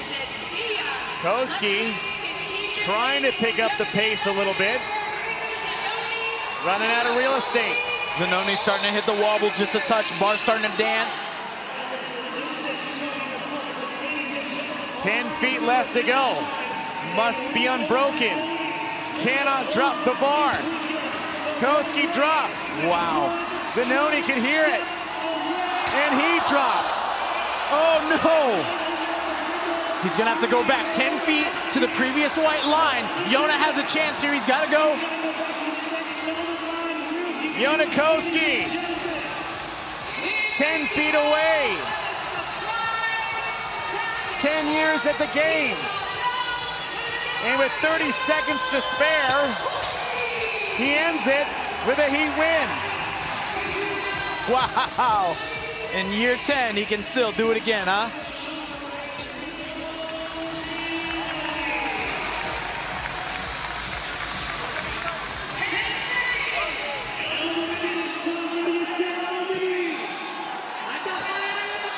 Thiago Luz is trying to hold on. And there we have it. Tight time cap for the men. And Yonakoski ends his 10th year at the CrossFit Games with a heat win and setting the new time to beat. Still 10 athletes, 30 total. Last heat before we bring in our top 10. Can any of these guys play spoiler? Because there's plenty of opportunity at the top of the leaderboard. One of those might be that man, Colton Mertens. Only 27 points out of 10th place.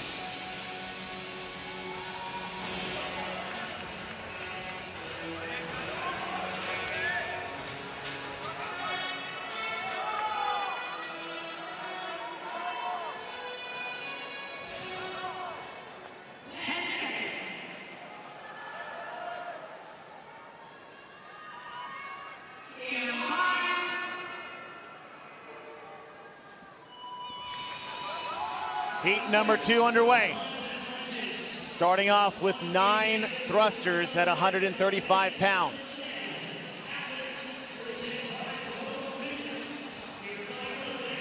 Time to beat 9 minutes, 37 seconds, .90. Set by Yonakoski in heat 1. Everyone to the rig at nearly the same time. Like Colin Bossard on the right side of your screen, the first one done with his first climb. Back up for a second. Moritz Vivig just to his right, keeping pace with him.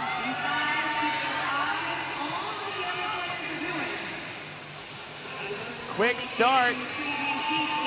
to the first part of this event, and Callum Clements, Colin Bossard, and Moritz Fiebig all to the bar at the same time. And that was a fast transition, Chase, all the way from the beginning of that first rope climb down through the third. If this is any inclination in how the attack is going to go on this ascending ladder, these guys are going to end up with certainly a new record time here. Top three all around the same pace as Jonakoski was in heat number 1.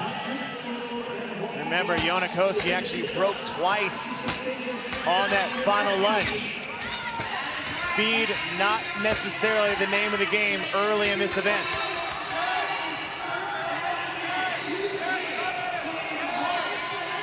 Clements already back to the rope.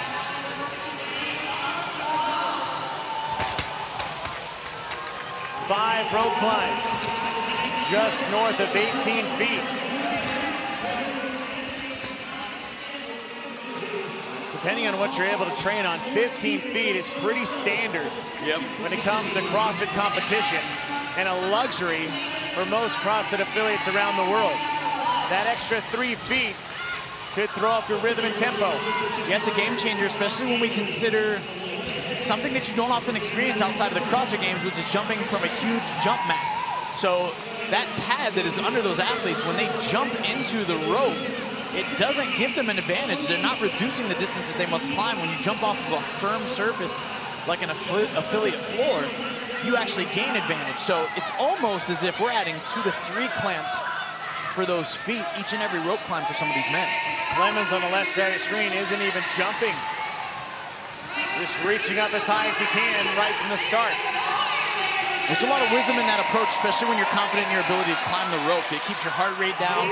You may have to, of course, clamp a couple more times or pull yourself up a little bit higher. However, if it has a better outcome when this workout is said and done, you got to do what works best. Staying relaxed is a key to that.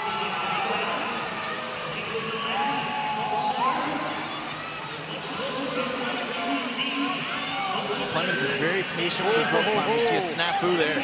That is not a good sign. How tough is that? You just hang or you drop? Man, when I'm as close as he was, I'd have probably tried to be patient like that. He was one pinch away. That's hard to come on down, but now he's gonna have to reset and even regroup in his mind about that mishap. He can't have that happen again. And with that small mishap, that has put him from 1st to 5th in this heat. 21 thrusters. Ibarra into his first set, already breaking the 21 here. Ibarra's done with 7. Bossard continues his first set as he moves into first place. Bossard takes his first break.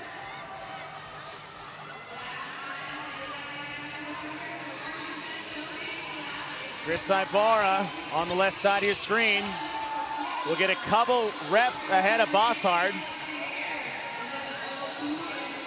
Again, athletes trying to consistently think ahead, looking at how vast the distance is between them and that finish mat is what they're calculating in their brain, and listening to the feelings in their body, trying to reduce the suffering taking place between their legs and their arms so they know that they're going to be able to see it through on that overhead lunge. Chris Ibarra is trying to hold on for his last rep, and he'll get it. Thrusters are done for Ibarra. He's not done with the bar. 7 rope climbs at the Zeus rig. And then a 100-foot overhead walking lunge to the finish as we're approaching the 5-minute mark. Ibarra has a really clean rope climbing technique that allows him to make a quick clamp. Right now, he's not trying to minimize the distance between his hands and his feet as much as he can, which is on purpose.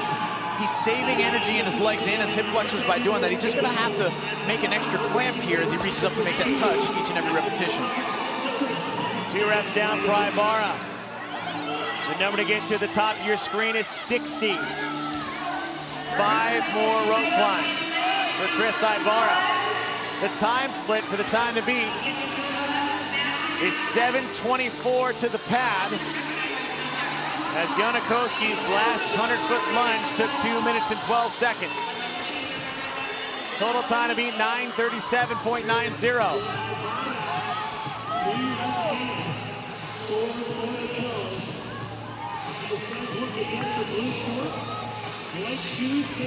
Bossard making quick work of his rope climbs right there in the middle of the screen.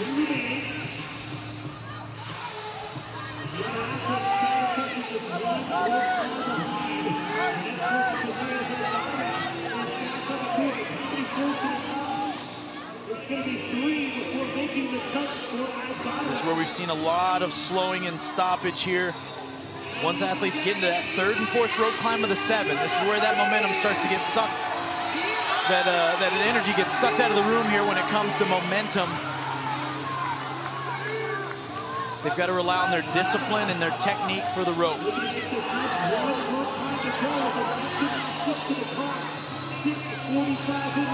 Ibarra creating more separation between him and the field as he's getting prepared to go up for his rep 60. Final climb for Ibarra. The time check from Unikowski is 7:24. Ibarra will be done 20 seconds ahead of Koski's pace. A quick look back to the competitive field to make sure he's clear. He does choose to belt it up. And he's snatching it. Here we go. Ooh, wide grip.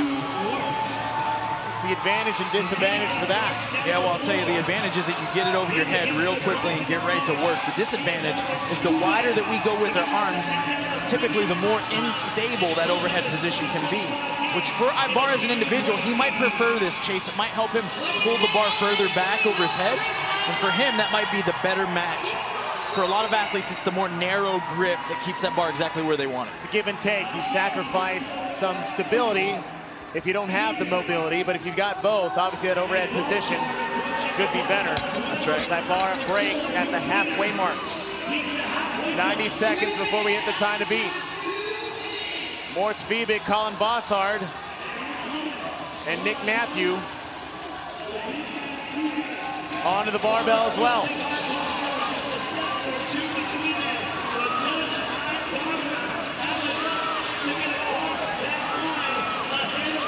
Ibarra is 30 feet away. Each section is 10 feet. Must be done unbroken. Ibarra is 10 feet away. He's just 1 minute away from the time to beat. And Ibarra will do it. Wow. Besting the time to beat by nearly 50 seconds. And I'm going to really credit that to his fluidity on those rope climbs, man. Each and every time he was at that rope, he was very consistent, clean and effortless. Fiebig is in. Ahead of Koski's time. 50 seconds till we hit the cap, and we've got a mad dash to the finish line. Can all these athletes get in? Harry Lightfoot trying to hold on. Pushing himself to the max. He'll be in. Sousa's in.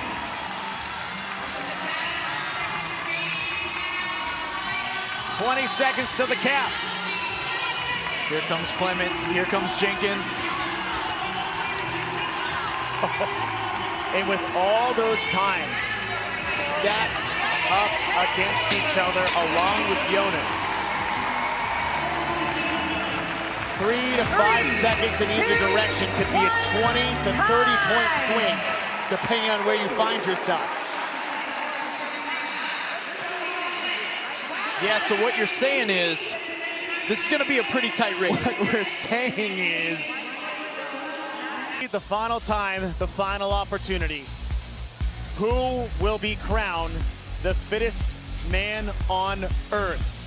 And if anybody has the momentum coming in, it is Austin Hatfield with back-to-back wins to start off Sunday, and he finds himself 13 points out of first. Ricky Garrard has been battling his entire career to stand on top of the podium.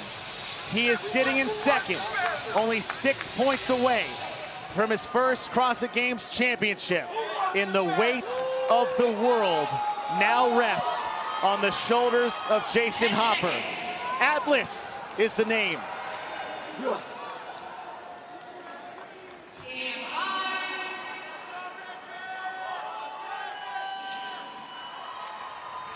Nine thrusts at 135. 10 athletes standing in the shadow of Zeus. The name of the event is Atlas. Jason Hopper has an opportunity to do something he has only dreamed of, and that is to win the CrossFit Games. He wears the red and white, but he is not alone in that fight. Adrian, what does he have to do to keep his composure? He's got to focus on only him. Right now, Jason loves to get outside of his lane and look left and look right. Right now, I think if he gets hyper-focused on his fitness right here, what he's capable of and the pace that he's able to withstand, he can come out the victor. These athletes all coming out to a blistering pace right now, Chase. We've seen several different approaches in this event from the women all the way through the first two heats of men, breaking up reps left and right. We're not going to see a bunch of that going down here in this final heat for the men. Men advancing to the round of 15. Shop gear from Rogue Fitness, the official equipment supplier of CrossFit in the CrossFit Games. 15 thrusts at 135. Jason Hopper takes a break. And that's what you want to see right there. The humility to meet yourself where you're at. Break the bar when you plan to. Don't worry about everyone else. Stay smooth, stay confident, and work yourself right back to that rope.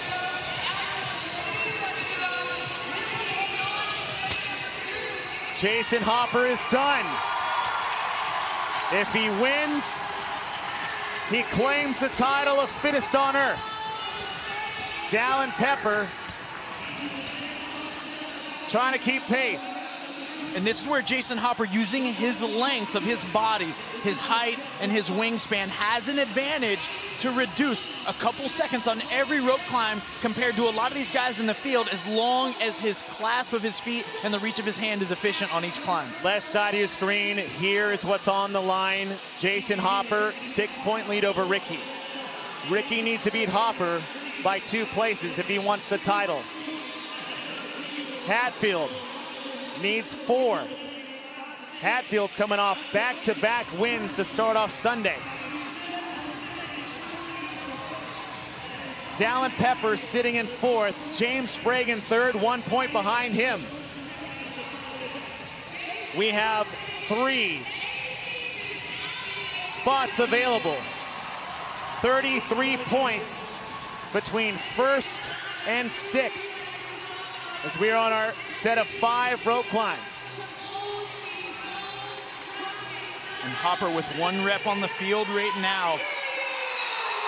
Advantage here going into this round of 21s, joined by Roman quickly, and here come the boys. Jason Hopper is wearing the leader jersey all day. In the previous event, he also came out hot. That did not pay off very well. Can he hold on here?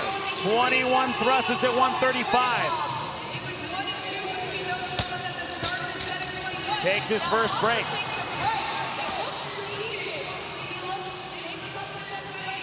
And this is your 6 athletes that all have everything to gain and everything to lose. Sprague, Hatfield, Hopper, Garrard, Pepper, and Crouch. We thought we'd have this coming in, and it's on full display here on the floor of the MVP arena. 4 minutes in. Final set of thrusters for Hopper. 7 rope climbs wait for him on Zeus.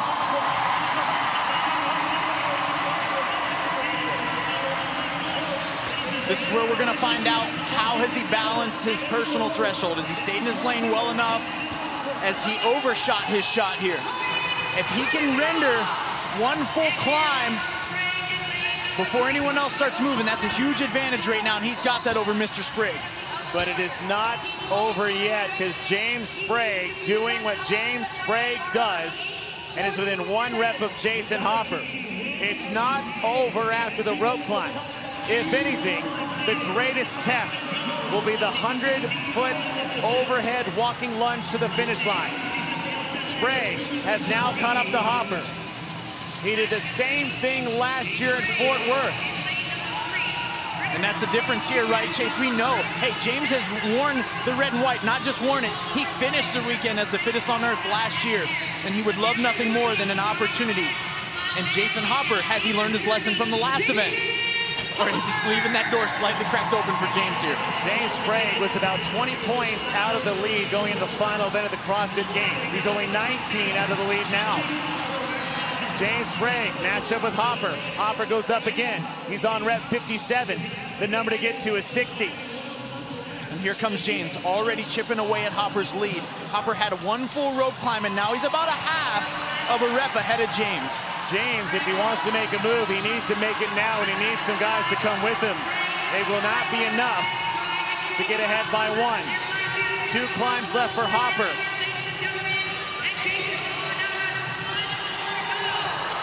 Here's what we want to consider. We had running Isabel earlier. There was a lot of stability demanded from these athletes gripping their shoulders. That is about to be put to a full test on the final 2 rope climbs and the 100 feet overhead walking lunge. So if you think the pressure is going anywhere outside of their mind and their shoulders, no, it's the weight. It's the weight of the world, like you said. Jason Hopper is done. James Sprague along with him. Hatfield is struggling.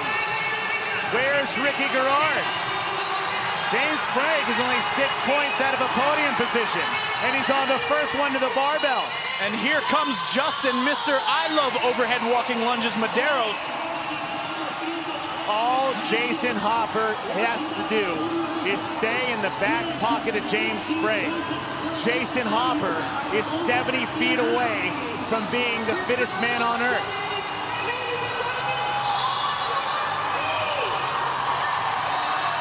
Sprague fighting for the podium.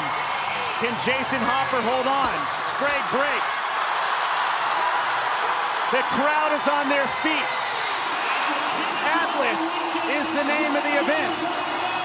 Banished for eternity by Zeus for fighting with the gods. Jason Hopper has been clashing with Titans all weekend long. He's 10 feet away from his dream.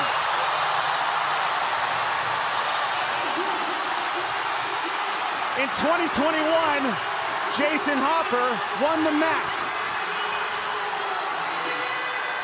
He held the sword of He-Man over his head. And today, Jason Hopper has the power. Hopper is the fittest man on earth.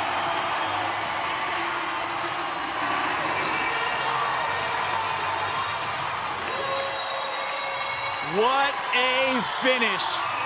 What a finish. We said he would need to be calculated. We said he would need to be intentional. He stayed in his lane, even with that last 10-foot drop that he chose to take. That was the maturity of an athlete, watching it front and center right there. And in the midst of the chaos, James Sprague got out-touched by Justin Medeiros, but he stayed ahead of Hopper. James Sprague needed some help to get on the podium. Did Garrard do enough to hold on a second? Can Hatfield stop the bleeding?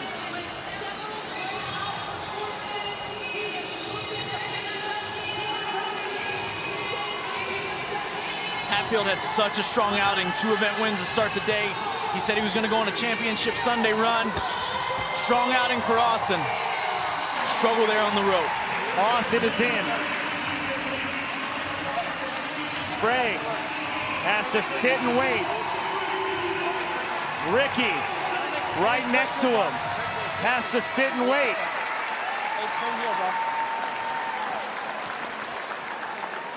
But Hopper gets to sit and soak it in. So fucking proud of you, dude. Oh my gosh. Hey, we're some roast. Let's go. You work for that one.